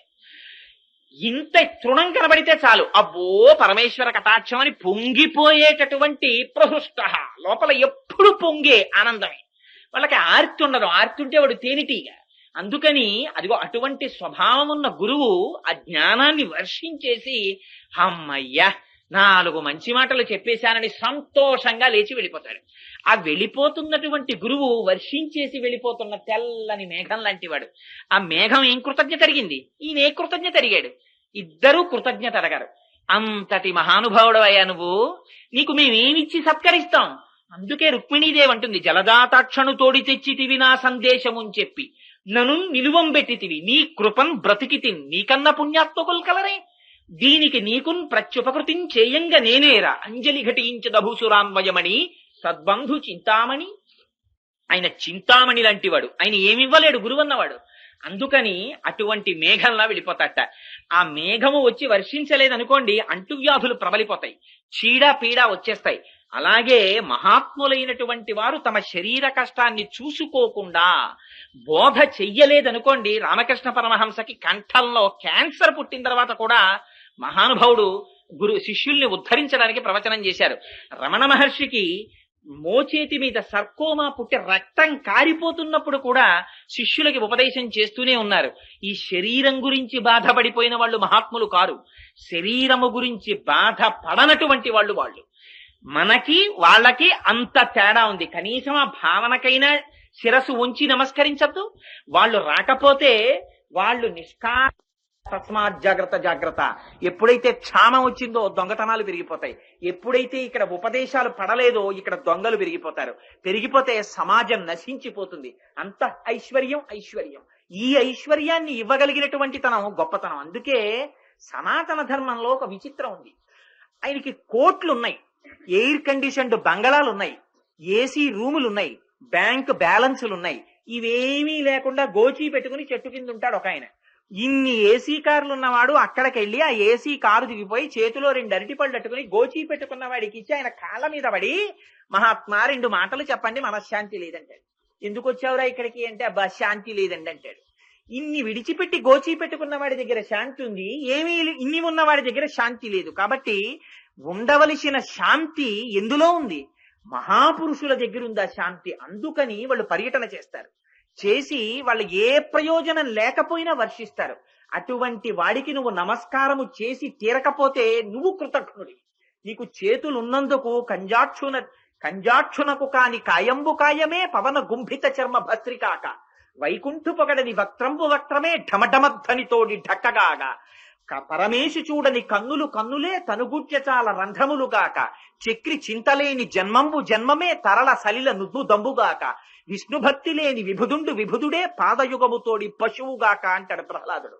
అలా గురువుని చూసి నమస్కరించలేని శిరస్సు, గురువు ముందు కైమోడ్చని చేతులు, గురువుని పొగడలేని నోరు ఉండి ఎందుకు? అందుకని వ్రత ప్రారంభంలోనే గురువు యొక్క వైభవాన్ని ఆ తల్లి అంత అందంగా మేఘాన్ని అడ్డుపెట్టి చెప్తోంది. ఆ గురువుట ఆకాశంలోకి వచ్చి మేఘంలా నిలబడితే ఆ వర్షించే ముందు మామూలుగా వర్షించట. ఎలా వర్షిస్తాడు? ఆ శ్రీమన్నారాయణుని యొక్క బాహు యుగళిలో కుడి చేతిలో ఉండేటటువంటి చక్రము ఎలా మెరుస్తుందో అలా మెరుస్తాట. దానికి సుదర్శనం అని పేరు. సుదర్శనం అంటే మంచి దర్శనము కలిగినటువంటిది. ఆ సుదర్శనము యొక్క మెరుపులో నీలితనము కలిగినటువంటి పరమాత్మ యొక్క దర్శనం అవుతుంది. ఆ సుదర్శనం తిరుగుతుంటుంది చర్మని స్వామి చేతిలో.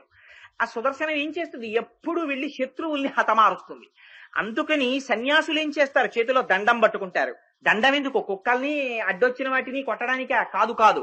వేద విరుద్ధమైనటువంటి వాదనలు ప్రబలిపోతే వాళ్ళ యొక్క వాగ్ఝరి చేత ప్రమాణమును ఆవిష్కరించడము చేత మళ్లీ తమ సత్యదండాన్ని చేతపట్టి జగత్తు యందు వేద ప్రమాణమును నిలబెడతారు. నిలబెట్టి ఒక చోట ఉండకుండా సర్వకాలములయందు అంతటా సంచరిస్తూ ఏది దొరికితే అది తింటూ జగత్తుకి బోధ చేసి తిరుగుతూ ఉంటారు. అదిగో అటువంటి వాళ్ళు మహాపురుషులు, వాళ్ళు గురువులు. అందుకని అలా వచ్చినటువంటి గురుస్వరూపమైన మేఘమా, నువ్వు ఆ చక్రము మెరిసినట్టు మెరవాలి. ఆ చక్రం ఏం చేస్తుంది? విరోధుల్ని దండిస్తోంది. ఈయనేం చేస్తున్నాడు? వేద విరుద్ధమైనటువంటి మార్గముల యందు ప్రవర్తించేటటువంటి వారికి బోధ చేసి మళ్ళీ వేద మార్గాన్ని నిలబెడుతున్నాడు. వేదము యొక్క ప్రమాణమును స్థాపిస్తున్నాడు. భగవంతుడికి ఉపద్రవం కలగకూడదన్నది గురువుల బెంగ. మనందరం భగవంతుడి దగ్గర స్తోత్రం చేసి ప్రయోజనం పొందాలనుకుంటాం. మరి గురువులో భగవంతుడు రక్షింపబడాలని కోరుకుంటారు. అందుకని వాళ్ళు మంగళాశాసనం చేస్తారు. అంటే పూజ చెయ్యరాండి అని అనుకోకండి, తాదాత్మత మంగళాశాసనంలో పొందుతారు. ఆ స్వామి చల్లగా ఉండాలి, స్వామి చల్లగా ఉండాలని కోరుకుంటారు. ఆ కోరుకోవడంలో ఉంది ఆ విశాల హృదయం. అందుకని ఆ చక్రంలా మెరవాలి. శంఖం ధ్వని చేసినట్టుగా ధ్వని చెయ్యాలి. శంఖం ఏం చేస్తుంది? ఆయన ఎడమ చేతిలో ఉంటుంది. ఆ శంఖాన్ని చేత పట్టుకుని స్వామి తన పెదవుల మీద పెట్టుకుని తనలో ఉన్నటువంటి ఊపిరిని శంఖములోనికి చొప్పింప చేస్తారు. చేసి నాదము చేస్తే శంఖము పలుకుతుంది. శంఖమా పలికింది? శంఖము వెనకాతల ఉన్నటువంటి పరమాత్మ పలికారా?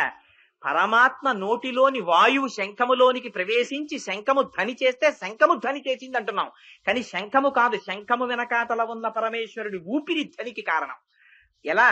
హనుమ అంటారు సుందరకాండలో, 100 యోజనముల సముద్రాన్ని దాటేటప్పుడు యథారాఘవ నిర్ముక్త శరశ్వసన విక్రమ గచ్చేత్తద్గమిష్యామి లంకాం రవణ పాలితాం అంటారు. ఆ రామచంద్రమూర్తి చేతిలో పట్టుకున్నటువంటి బంగారు కోదండమునందు సంధింపబడి విడిచిపెట్టినటువంటి బాణము అప్రతిహతముగా బయలుదేరి వెళ్లి ఆవలి వేపున ఉన్నటువంటి లక్ష్యము మీద పడకుండా ఎలా ఉండలేక విడుతుందో, అలా నేను కూడా సీతమ్మ తల్లి దర్శనమునపేక్షించి లంకాపట్టణాన్ని చేరుకుంటానంటారు. ఆ బలము బాణముదా రాముడిదా? రామ బాణము యొక్క బలము రాముడిది. అలా హనుమ వెళ్లడం వెనకాతల బలం హనుమదా రాముడిదా? హనుమది, రాముడిది. అలా గురువులు కూడా సర్వకాలముల యందు భగవంతుణ్ణి తమలో భగవానుడుండి అంతటా భగవానుడుండి భగవానుడే చేయిస్తున్నాడన్న భావనతో ఉంటారు. అందుకని శంఖము మోగినట్లు మోగుతారు. అదిగో ఆ శంఖము ఆ గోపికలకి చాలా ఇష్టంట. ఇందుచేత అప్పుడప్పుడు చక్రం స్వామి చేతిని విడిచిపెట్టి వెళ్లి విరోధుల్ని సంహరించి మళ్లీ వచ్చి వేలిని పట్టుకుంటుందిట. శంఖమో ఎన్నడూ విడిచిపెట్టదుట. ఎప్పుడు స్వామివారి చేతిలోనే అలంకరింపబడి ఆయన పెదవుల మీదకి వెళ్లి ఆయన యొక్క ఊపిరిని తనలోకి తీసుకుని తాను ధ్వని చేస్తుంది.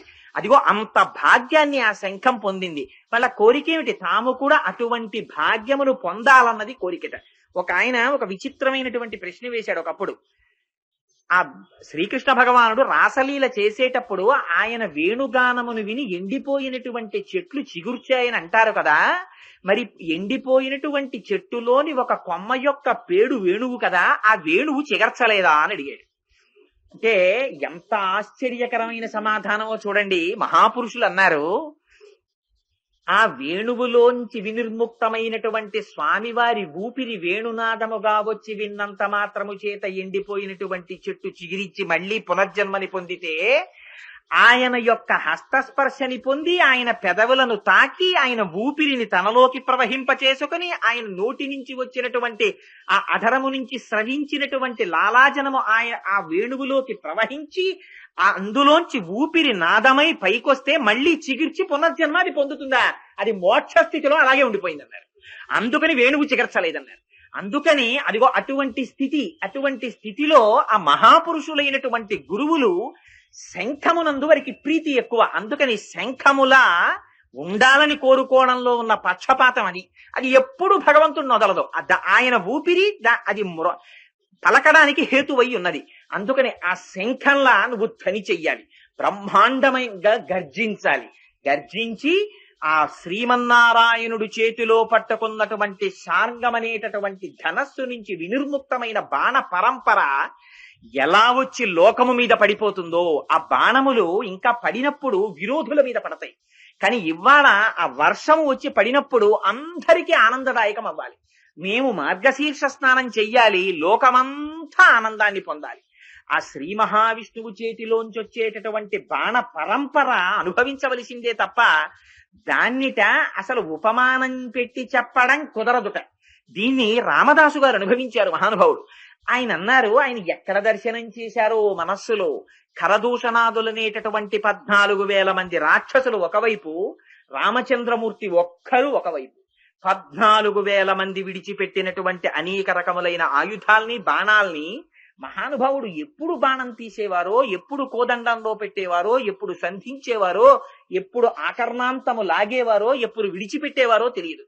అందుకని రామదాసు గారు అంటారు, బండన భీముడత్తజన బాంధవుడు జ్వల బాణతూణ కోదండ కళాప్రచండ భుజతాండవ కీర్తికి రామమూర్తికిన్ రెండవ సాటి దైవమిక లేడనుచున్ గడకట్టి భేరి కాడాండ డడాండ డాండ నినదంబుల జాండము నిండ మత్త వేదండమునెక్కి చాటెదను దాశరథి కరుణాపయోనిధి అంటారు. స్వామి, అలా ఇలా కదయా, నీ భుజములు తాండవం చేస్తాయి శత్రువులతో యుద్ధం చేసినప్పుడు. ఆ తాండవం ఎలా ఉంటుందంటే, నేను మామూలుగా చెప్పను స్వామి. 4 రహదారుల మధ్యలో 2 స్తంభములు పాతుతాను. ఆ 2 స్తంభముల మధ్యలో ఒక బ్రహ్మాండమైన భేరీ కడతాను. ఒక ఏనుగునెక్కి వస్తాను. చేతిలో ఒక పెద్ద భేరీని మోగించేటటువంటి సాధనాన్ని పట్టుకుంటాను. డాండ డడాండ డాండ నినదంబుల జాండము నిండ. ఆ ఏనుగు మీద కూర్చుని దాన్ని భేరిని మోగిస్తాను. ఎందుకు మోగిస్తున్నామని అందరూ వస్తారు. అది విని అప్పుడు చెప్తాను, రెండవ సాటి దైవమిక లేడునుచున్, రామచంద్రమూర్తి లాంటి దైవము లేడు లేడు లేడు అని గడకట్టి ఆ భేరి మ్రోగించి ప్రకటిస్తాను స్వామి. ఈ భుజకీర్తి అటువంటిది, ఆ భుజములలోంచి వచ్చేటటువంటి బాణ పరంపర అటువంటిదని వర్ణిస్తారు. అలా ఆయన శ్రీ మహావిష్ణువై ఆ సారంగమనేటటువంటి ధనస్సు పట్టుకొని ఆ బాణములను వర్షించినప్పుడు ఆ బాణములు ఎలా వచ్చి పడిపోతాయో, నీలోంచి వర్షధారలు అలా పడిపోవాలి. ఆ పడిపోతే సమస్త జగత్ ఆనందించాలి. మేము అప్పుడు మార్గశీర్ష స్నానాన్ని ఆ వానలో మేము చెయ్యాలి. అంటే ఏమిటి? ఎప్పుడు భగవంతునితోటి విడవడని నిత్య సంశ్లేష ఐశ్వర్యము కలుగుతుంది. అటువంటి గురువుల యొక్క నోటి వెంట వచ్చిన వాగ్ఝరిలో తడిసిపోయినప్పుడు మనుష్య జీవితంలో మార్పు వస్తుంది. అది భగవంతుడి వైపుకి నడవడానికి ఆభిముఖ్యమునకు మొట్టమొదటి మార్గం అవుతుంది. అందుచేత అటువంటి గురువుల యొక్క పాదములు పట్టి నమస్కరిస్తున్నామని ఆ గురువుల యొక్క వైభవాన్ని స్తోత్రం చేస్తూ, పైకి మేఘమును శాసిస్తున్నట్లు మాట్లాడుతూ, మేఘమును అడ్డుపెట్టి ఆచార్య స్తుతి చేసి, తల్లి గోదాదేవి మహాత్ముల పట్ల మనము ఎలా ప్రవర్తించాలో, వారు గురువులన్న వారు ఎంతటి ఉత్కృష్టమైనటువంటి స్థితిని పొందినవారో మనకి బోధ చేస్తూ ఆ పాశురాన్ని విజ్ఞాపన చేసింది.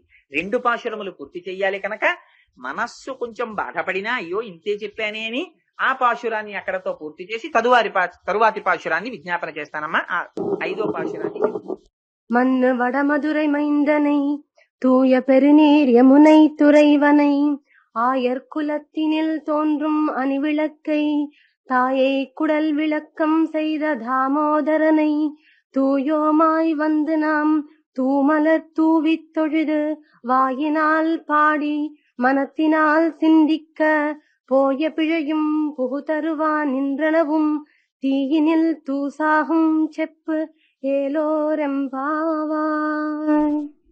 ధనుర్మాసం ప్రారంభమైనప్పటి నుంచి పరమ భక్తి శ్రద్ధలతో మా బ్రహ్మశ్రీ అరుణ జడాయి గారి ఇంట్లో ప్రతిరోజు ఈ తిరుప్పావై సశాస్త్రీయంగా వాళ్ళు రోజు పారాయణ చేస్తున్నారు.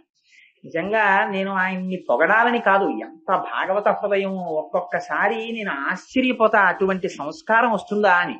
ఆయన కొన్ని సార్లు దేవీ భాగవతం లాంటివి, సుందరకాండవి లాంటివి వింటున్నప్పుడు చెప్పేవాళ్ళు ఎంత నియమాలు పాటిస్తారో వింటూ ఆయన అన్ని నియమాలు పాటిస్తూ ఉంటారు. భూషీణం చేస్తారు ఇంట్లో.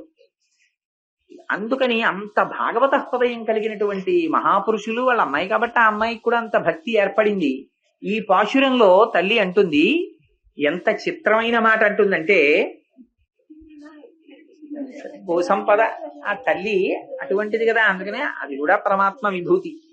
ఆ తల్లి ఈ 5వ పాశురంలో అంటుంది, ఆశ్చర్యకరమైనటువంటి శక్తిని కలిగినటువంటి వాడా, మధురకి నాయకుడు, నిరంతరము భగవత్ సంబంధము కలిగినటువంటి మధురాపట్టణమునకు నాయకుడైన వాడా, లోతై పరమ పవిత్రమైనటువంటి యమునా నది ఒడ్డుని నీకు గుర్తుగా కలిగినటువంటి వాడా, గోపవంశమునందు మంగళదీపముగా జన్మించినటువంటి వాడా, తల్లి యశోద యొక్క గర్భ కీర్తి ప్రకాశించేటట్టుగా దామోదరుడనేటటువంటి పేరుని పొందినవాడా, నీ నామమును కీర్తించడము చేత మా శరీరమునకు పట్టిన పాప రాశి దగ్ధమైపోతుంది.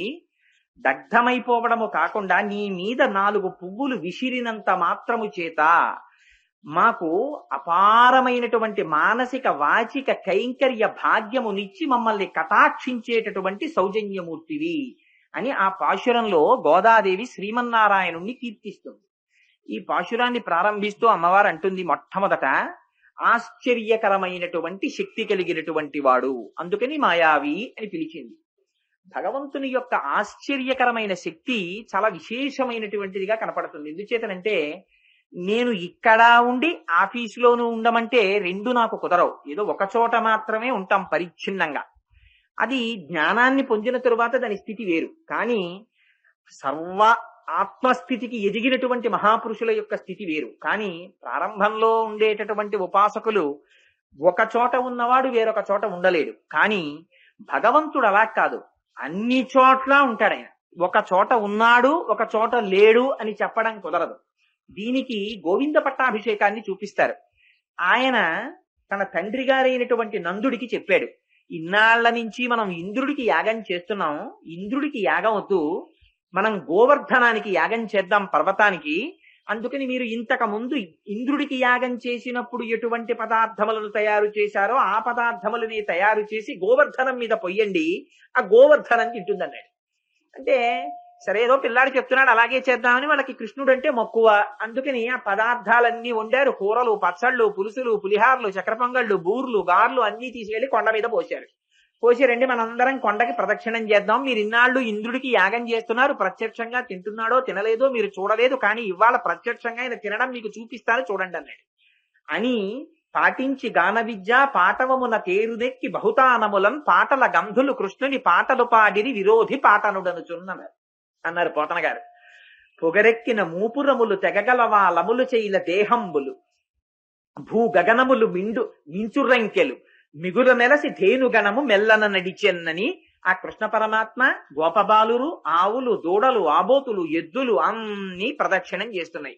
అందరికీ వాళ్ళకి కృష్ణనామమే, అందరూ కృష్ణుడి గురించి పాట పాడుకుంటున్నారు.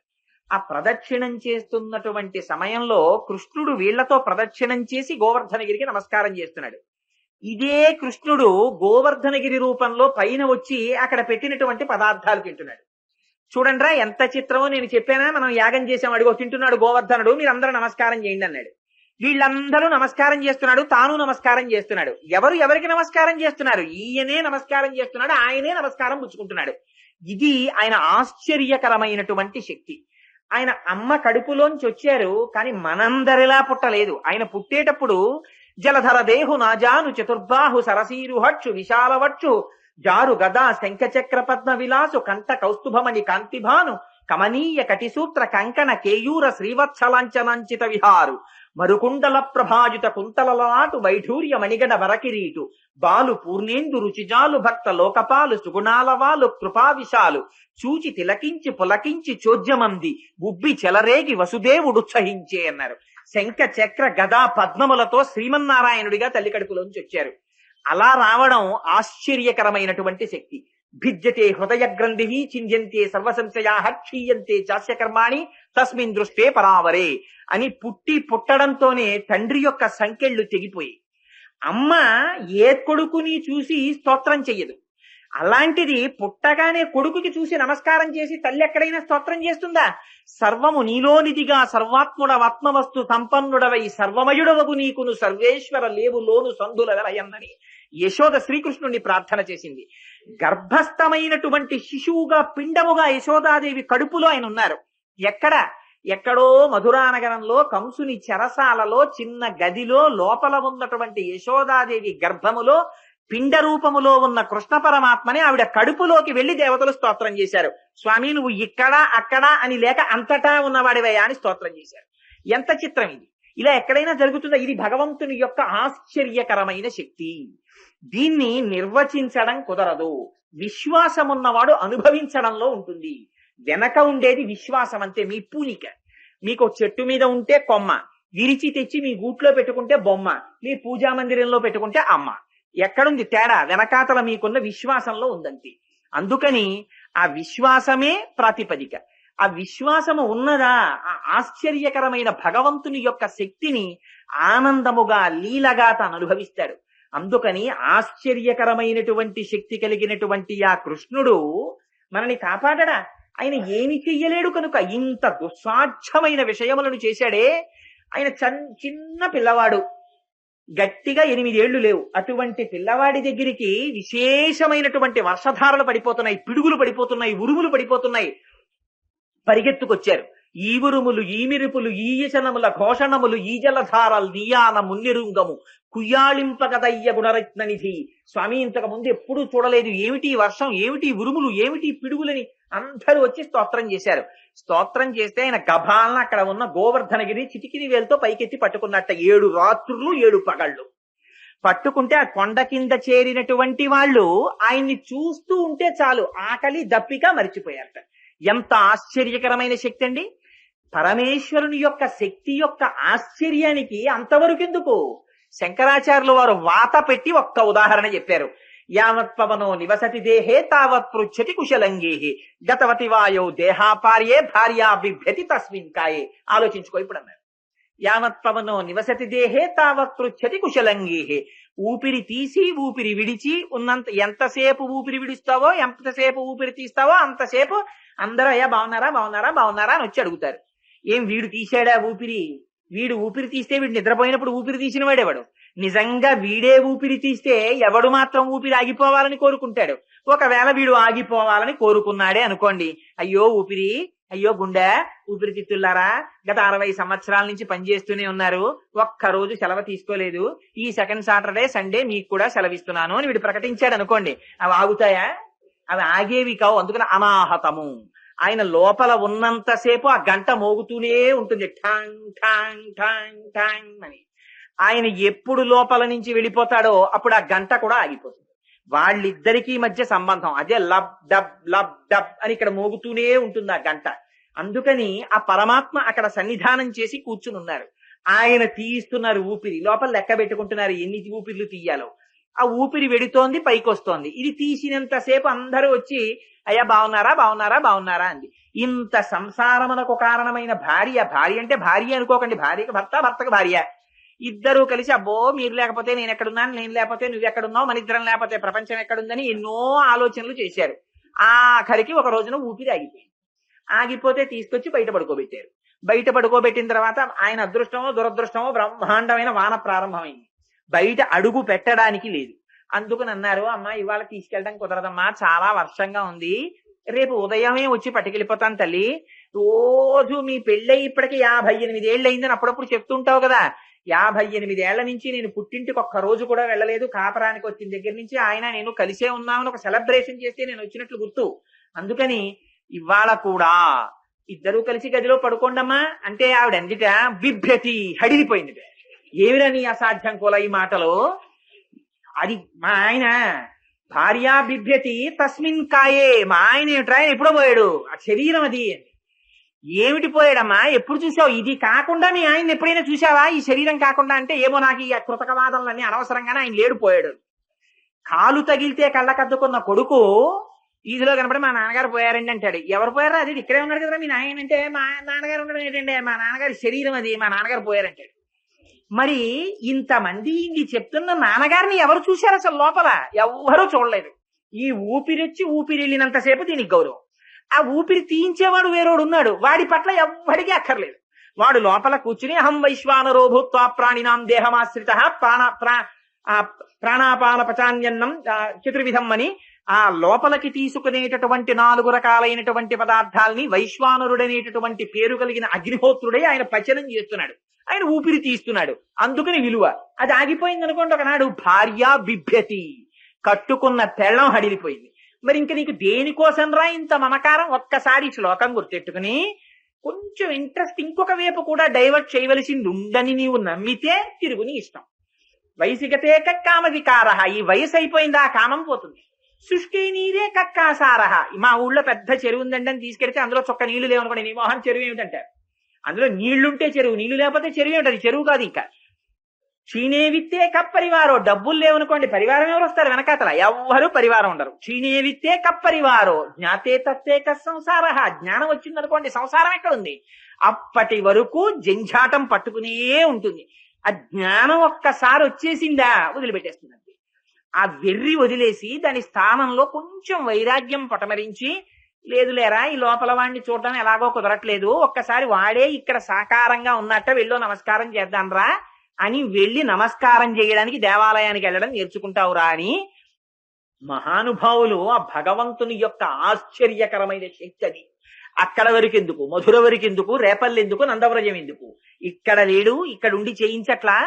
అంత ఆశ్చర్యకరమైనటువంటి శక్తి కలిగిన పరమాత్మ అంతవరకు ఎందుకండి మనం నా కొడుకు, నా కూతురు, నా అల్లుడు అని ఇన్ని కబుర్లు చెప్తాం. బాల్య క్రీడల్లో దశమస్కంధంలో వాత పెట్టి అడిగారు. ఏమిటి? కృష్ణుడి యొక్క బాల్యలీలని చెప్తున్నట్టుగా చెప్పి అడిగారు. ఎంత విచిత్రం అంటే, వాలగ వచ్చిన ఈసటి చూలాలం తలుగమనిన చూలగుటకేది మూలము చెప్పమని ఈ బాలుడు చెప్పెదరే సతులు పర్వేందుముఖి అని అడిగారు పోతన గారు. ఎవరో ఒక ఆవిడ గోపకాంతంలో ఒక ఆవిడ నిండు గర్భిణి. ఆ కృష్ణుడు చిన్న పిల్లవాడు ఆడుకుంటూ పరిగెత్తుకుంటూ వెళ్ళి ఆవిడ మీద పడ్డాడు. పడితే ఆవిడంది, ఒరే మీద పడకరా, నేను కడుపుతో ఉన్నానంది. అంటే కడుపుతో ఉన్నావా, నీకు కడుపు ఎలా వచ్చింది అన్నాడే. అంటే చూలగుటకి ఏది మూలము చెప్పమనే ఈ బాలుడు అంటే చెప్పేదరే సతులు పర్వేందుముఖి, ఎవరైనా ఆడవాళ్ళు అలాంటివి చెప్తారా? ఎంత హేయమైన ప్రశ్న వేశాడమ్మా అంటారు. కాదు, అందులో ఉన్న రహస్యం వేరు. ఆయన బాల్య క్రీడలో పెట్టి, నీ ప్రయోజనమా ఆవిడ ప్రయోజనమా, మీ ఇద్దరి గొప్పతనం కాదు. గొప్పతనాలు మీ దగ్గర ఉంటే ఇలాంటి గొప్పతనాలు ఉన్న వాళ్ళు పిల్లలు లేని వాళ్ళు ఉండరు ప్రపంచంలో. కానీ గొప్పతనం పరమేశ్వరుడిలో ఉంది. నువ్వు చెప్పెట్టలా ఒక్క శరీరంలో ఆత్మ లోపల ఉండి సుఖదుఖములనేటటువంటి రెండు పళ్ళని అనుభవించడానికి సత్వ రజస్తమో గుణములనేటటువంటి మూడింటితో ధర్మ అర్థ కామ మోక్షములనే నాలుగింటి కోసం శబ్ద స్పర్శ రస రూప గంధములనేటటువంటి పంచ తన్మాత్రలతో 5 జ్ఞానేంద్రియములు, ఒక మనస్సు అనేటటువంటి 6 సంఘాతముతో చర్మము, రక్తము, మాంసము, కొవ్వు, అస్థి, శుక్ల, మేధ అనేటటువంటి 7 పదార్థములతో 2 కాళ్ళు, 2 చేతులు, 4, 5 శిరస్సు, 6 కంఠము, 7 హృదయము, 8 ఉదరమనేటటువంటి 8 శరీర భాగములతో 2 కళ్ళు, 2 ముక్కులు, 2 చెవులు, 6 నోరు, 7 మలద్వారము, 8 మూత్రద్వారము, 9 అనేటటువంటి 9 కన్నాలతో ఒక మాంసపు బుడగని తోలు తిత్తిని చేస్తే ప్రాణ అపాన వ్యాన ఉదాన సమాన నాగ కూర్మ కృకర ధనంజయ దేవదత్తములు అనేటటువంటి 10 వాయువులు ఆయన శాసనం అయ్యే వరకు బయటికి వెళ్ళకూడదు. ఇది పరమాత్మ అంటే. ఒక గాలి బుడగని తెచ్చి సూదితో గుచ్చితే బయటికి వెళ్ళిపోతుంది ఠప్ అని పేలి. ఆయన అనుగ్రహం ఉండబట్టి 9 రంధ్రములు ఉన్న తొర్రలో 10 వాయువులు నిలబడ్డాయి. ఇంతకన్నా భగవంతునికి ఆశ్చర్యకరమైన శక్తి ఏమిటి? వాడా నిర్మించిన వాడు లోపల తండ్రి నిర్మించాడా, తల్లి నిర్మించాడా? చూలగుటకేది మూలము చెప్పమని ఈ బాలుడు చెప్పేదరే సతులు పర్వేందుముఖి.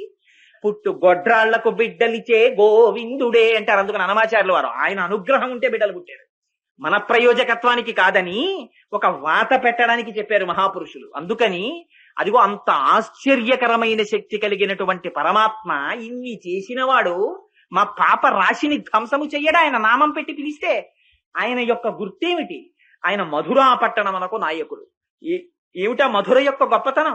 ఆ మధురలో అనంతమై అంతటా నిండి ఉన్నటువంటి పరమాత్మ, అజాయమానో బహుధా విజాయితే అని వేదము చేత స్తోత్రము చేయబడిన పరమాత్మ, పాంచభౌతికమైనటువంటి ప్రకృతి వికారమైన శరీరముతో రావలసిన అవసరము లేని పరమాత్మ, హాని వృద్ధి క్షయము మొదలైనటువంటివి లేని పరమాత్మ, ఒక శిశువుగా వచ్చి ఆయన కూడా పెరిగాడు పెద్దవాడయ్యాడనేటటువంటి వికారములకు లోనైనట్టుగా కనిపింపచేసినటువంటి పట్టణం మధుర. పరమ పవిత్రము, రాశీభూతమైనటువంటి పరబ్రహ్మము జన్మించి నడవడము చేత ఆయన పాద ధూళి సో అటువంటి మధురతో ఈనాడు కాదు ఏనాటికి ఆయనకి సంబంధం ఉందిట. అటువంటి సంబంధము కలిగినటువంటి శ్రీకృష్ణ పరమాత్మ లోతై బాగా పవిత్రమైనటువంటి యమునా నది నీటితో కూడిన యమున యొక్క ఒడ్డుని తన గుర్తుగా కలిగిన వట్ట. యమున ఒడ్డు ఆయనకి గుర్తి. ఎందుకు ఈ మాట నాలి గోదాదేవి అంటే ఒక ఆశ్చర్యకరమైన విషయాన్ని ప్రతిపాదిస్తోంది. మీకు మొదటి రోజో రెండో రోజో విజ్ఞాపన చేసినట్లు గుర్తు. సూర్య భగవానుడికి 2 పిల్లలు, ఒక కొడుకు ఒక కూతురు. అంటే ఇవన్నీ సింబాలిక్ గా చెప్తారు. కొడుకు నలుపే, కూతురు నలుపే. కొడుకు యముడు, కూతురు యమున. యమున నీరు నలుపు, యముడు నలుపు. వీళ్ళిద్దరూ తమ డ్యూటీలో మాత్రం ఎప్పుడూ ఆగరు. యమున ఆగమంటే ఆగదు, నడిచి వెళ్ళిపోతుంది. కాలము ఒకరు ఆపితే ఆగదు, వెళ్ళిపోతుంది. వెళ్ళిపోతున్నటువంటి కాలంలో ఎవరు ఎప్పుడు పడిపోవాలో, ఏ శరీరం పడిపోవాలో తెలుసున్నవాడు యముడు. ఆయనకి అన్ని శ్వాసలు అయిపోయాయి అనగానే ఫస్ట్ ఇన్విటేషన్ ఆయనకి ఎడుతుంది. ఆయన వచ్చి పాశం వేస్తాడు, వేసి తీసేస్తాడు. అందుకని ఈ యమున, ఈ యముడు ఒకరితో ఒకరు సంబంధం ఉన్న అన్నా చెల్లెళ్ళు. వీళ్ళిద్దరికీ తండ్రి సూర్యుడు. ప్రత్యాయాంతికతాః పునర్న దివసాః కాలో జగద్వక్షకః. ఆయన సూర్యోదయ సూర్యాస్తమయాలన్న పేరుతో ఆయుర్దాయాన్ని ఆయన తినేస్తూ ఉంటాడు. అందుకని లక్ష్మీస్తోయత రంగభంగ చపలా విద్యుచ్చలం జీవితం. ఆ మధ్యలో ఒక్కసారి తడుక్కని మెరిసేటటువంటి మెరుపు లాంటి ఐశ్వర్యాన్ని చూసుకుని వీడు భగవంతుణ్ణి మర్చిపోతుంటాడు. అందుకని అదిగో అటువంటి యమున ఉన్నదే సంసారము వంటి యమున, కాలము వంటి యమున. ఎందుకని కాలమునకు సంసారమునకు పెద్ద తేడా ఏం లేదు. కాలగతిలోనే సంసారం ఏర్పడుతుంది, కాలగతిలోనే సంసారములో మగ్నులం అవుతాం, కాలాంతర్గతముగానే మృత్యు వస్తుంది. వీడు సంసారములో ఉంటాడు. In terms of his desires time వెళ్ళిపోతూ ఉంటుంది. నాకు చదువుకుంటే చాలండి, ఉద్యోగం వస్తే చాలండి, ప్రమోషన్ వస్తే చాలండి, కొడుకు పుడితే చాలండి, బిట్స్ పిలానీలో సీట్ వస్తే చాలండి, వాడు అమెరికా వెళ్ళిపోతే చాలండి. ఈ కోరికలు తీరిపోతుంటాయి. ఇక్కడ ఉపాధి కూడా టైం అయిపోతూ ఉంటుంది. అవి చూస్తాడు, ఇది చూడడు. అడుగు నుంచి మొసలొచ్చి పట్టుకుంటుంది. ఆ రావడం ఎవ్వరికీ తెలియదు. నీటి అడుగు నుంచి వస్తోంది. సరసిలో నుండి పొడగని సంభ్రమించి ఉదరి కుప్పించి లంఘించి హుంకరించి భాను కబలించి పట్టు స్వర్భానుపగిది ఒక్క మకరేంద్రుడి భరాజు రుడిసి పట్టి. ఇంత ఏనుగు లోకువైపోయింది. అదే గజేంద్ర మోక్షం. ఆ నీటి అడుగు నుంచి వచ్చి మొసలి పట్టేసింది కాలుని. మృత్యువు కాలాంతర్గతమై వచ్చి కాలు పట్టుకుంటోంది. ఇక అప్పటి వరకు తిరిగిన కాలు తిరగడం మానేసిందని కొత్త కర్రల మీద పెట్టి తీసుకుపోతారు. అందుకని ఆ కాలాంతర్గతమై సంసారము వెళ్ళిపోతోంది. కానీ ఎవరు శ్రీకృష్ణ పరమాత్మని నమ్ముకున్నారో వాళ్ళని యమున ఏమీ చెయ్యలేదు. యమున చెయ్యలేదు కనుక యముడు చెయ్యలేడు. ఏమిటి దీనికి గుర్తు? ఆయన పుట్టగానే ఒక్కటే చెప్పారు, అబ్బాయి నువ్వు నన్ను తీసుకెళ్లి తల మీద పెట్టుకుని దాటవయ్యా అన్నారు. కృష్ణ పరమాత్మని తీసి తల మీద పెట్టుకున్నాడంతే. నందుడు ఆ వసుదేవుడు చేసిన పని. పెట్టుకోగానే అప్పటి వరకు ఆ కంసుడు అష్టమ గర్భానికి పుట్టినవాడు తన్ని చంపేస్తాడని కారాగారంలో తలుపులు దగ్గరికి వేశాడు. ఇనప గొలుసులతో బిగించాడు, వాటిలో మేకులు వేశాడు, తాళాలు వేశాడు. జాగ్రత్తగా వేసి తాళం చెవులు తన బొడ్డులో పెట్టుకు పడుకున్నాడు. ఈయన కృష్ణ పరమాత్మని తీసుకుని తల మీద పెట్టుకున్నాడు. పెట్టుకోగానే ఆ గొలుసులకు పెట్టిన మేకులు ఊడిపోయాయి, తాళాలు ఊడిపోయాయి, గొలుసులు తప్పుకున్నాయి, తలుపులు తెరుచుకున్నాయి. ఆయన బయటికి వచ్చేశాడు. ఇదే భిజ్యతే హృదయ గ్రంథి క్షీయంతే సర్వసంశయా అని ఆ లోపల ఉండేటటువంటి హృదయ గ్రంథి విడిపోతుంది. సంశయములనేటటువంటి మేకులు తెగిపోతాయి, కర్మ పాశములు ఇనప గొలుసులు ఊడిపోతాయి, లోపల ఉండేటటువంటి అజ్ఞానం అనే తలుపులు తెరుచుకుంటాయి. ఎప్పుడు? భగవంతుణ్ణి ఇక్కడ ధరించినప్పుడు. ధరిస్తే దేని దాటాడు? మొదట ఆశౌరికి తెరవసకెను ప్రకాశోత్తత తొంగ భంగ కలితా ధరా సాకాశయగు యమున మును సీతేశునకు దారి ఇచ్చిన భంగిన్. పూర్వం సముద్రం రామచంద్రమూర్తికి దారిచ్చినట్టే కృష్ణ పరమాత్మని తల మీద పెట్టుకుని వస్తున్నటువంటి వసుదేవుడికి యమున దారిచ్చేసింది. ఎవరు కృష్ణుణ్ణి ఇక్కడ పెట్టుకున్నారో వాళ్ళకి యమున దారిస్తుంది. అంటే వాళ్ళ సంసారములో ఉండనక్కర్లేదు. కృష్ణుణ్ణి అక్కడ పెట్టాడు, యోగమాయని ఇక్కడ పెట్టాడు. మూర్తి మారిన తత్వం ఒకటే. అందుకని మళ్లీ వస్తున్నా యమున దారిచ్చింది. తెచ్చి లోపల పెట్టాడు. పెట్టిన తరువాత కారాగారంలో లేడా? ఉన్నాడు. కానీ తలుపులు మూసుకున్నా, తాళములు వేసుకున్నా వసుదేవుడి చేతులకి కాళ్ళకి వేసిన సంకెళ్ళు మాత్రం బిగుసుకోలేదు. అది విచిత్రం. ఆయన వాటిని మాత్రం తనంత తాను వేసుకున్నాడు. బాహుల పదముల సంఖ్యలు నిడుకుని మదితలచుచు చూరసుతుడు ముందరివోలెన్ కుదురు కలరీతి దేహము కదిలించుచు నూరకుండె గురువరతంబున్. ఇంతకు ముందు ఎలా కాళ్ళు చేతులకి సంకెళ్ళు వేసేసినప్పుడు భయంగా కూర్చునేవాడో అలా తను తగిలించుకుని కూర్చున్నాడు.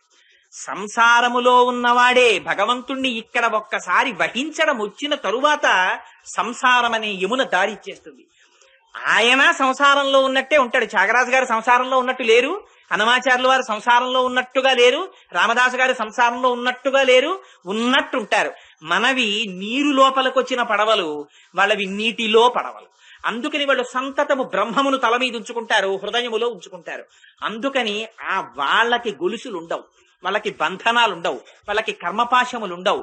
ప్రారబ్ధమయ్యేంత వరకు ఆ శరీరాన్ని నిలబెట్టుకుంటారు. ఎందుకు ప్రారబ్ధం అయ్యే వరకు నిలబెట్టుకోవాలి? లోపల పడిపోకూడదా మరి తెలిసిన తర్వాత? అంటే ఒక రాజు అమ్ముల పొదిలో బాణములు పెట్టుకుని బయలుదేరాడు. ఆ బాణములు కొన్ని పొదిలో ఉన్నాయి. ఒక బాణమును తీశాడు, ఆ ధనస్సుకి సంధించాడు, విడిచిపెట్టేశాడు లక్ష్యం మీదకి. ఆ బాణం వెళ్ళిపోతోంది. అవతల ఉన్నటువంటి వాళ్ళు శరణాగతి చెయ్యడం వల్ల ఇతర కారణం చేతో ఇంకొక బాణాన్ని తీసి చేత్తో పట్టుకున్నాడు. కానీ ఇది ప్రయోగించలేదు, ఆపేశాడు. కానీ విడిచిపెట్టేసిన బాణాన్ని మాత్రం ఆపలేడు. అది వెళ్లి తగిలి తీరుతుంది లక్ష్యానికి. అలా మనం చేసుకున్న కర్మ ఫలితం కూడా 3 రకాలుగా ఉంటుంది. సంచితం అంటే మనం కూడబెట్టుకున్నది పర్వతాల కింద పడిపోయి ఉంటుంది, పుణ్యపాపాలు. వాటిని అనుభవించడానికి ప్రారబ్ధమని అంతా వీడు అనుభవించలేడని స్వామి ఏం చేస్తారంటే కొంత పుణ్యం కొంత పాపం తీసి రెండింటిని అనుభవించడానికి ఒక శరీరం ఓటిస్తారు. ఇచ్చి దీంట్లో పెట్టి పంపిస్తారు బయటికి. వాడు బయటికి వస్తాడు. బయటికి వచ్చి ఆ ప్రారబ్ధం అనుభవిస్తాడు. ఈ ప్రారబ్ధం విడిచిపెట్టేసిన బాణం లాంటిది. భగవంతుని యొక్క స్థితి తెలిసినా, జ్ఞానమును పొందినా దీనితో కష్ట సుఖాలని వాళ్ళు అనుభవిస్తారు. కానీ వాళ్ళు ద్వంద్వాతీతులు. మనకి వాళ్ళది కష్టంలా ఉంటుంది, కానీ వాళ్ళకి అది కష్టంలా ఉండదు. అది తేడా.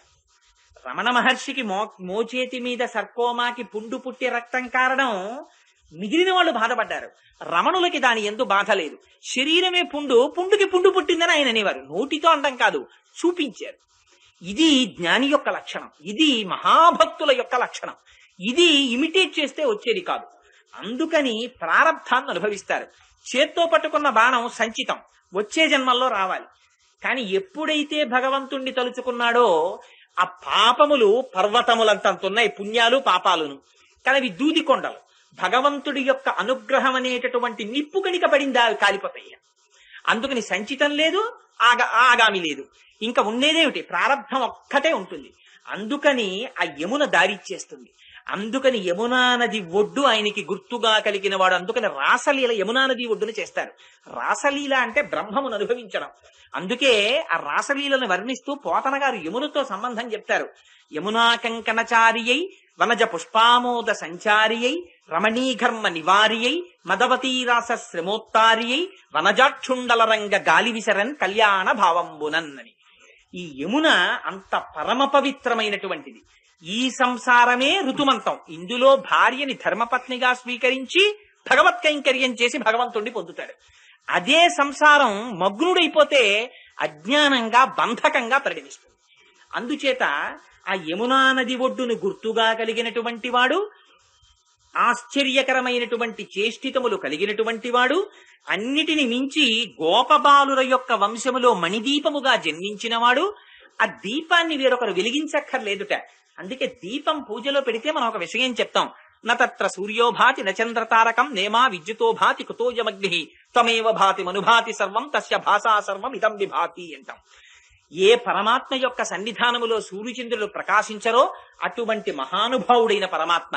అందుకే అది అనుభవించడం కూడా ఒక అదృష్ట హేతు. అది తెలిస్తే పూజలా చెయ్యాలనిపిస్తుంది. అందుకే అన్నమాచార్యులు వారు అంటారు, షోడశ కళానిధికి షోడశోపచారములు జాడతోడ నిచ్చలును సమర్పయామి అంటారు. నిజంగా కీర్తన వినండి, ఆయన ఎంత జ్ఞానిరా అనిపిస్తుంది. సూర్యచంద్రులిద్దరూ నేత్రాలుగా ఉన్నవాడికి దీపం పెట్టనా? అనంతముగా నిండి నిబిడీకృతమైపోయి ఉన్న వాడికి పీట వెయ్యనా?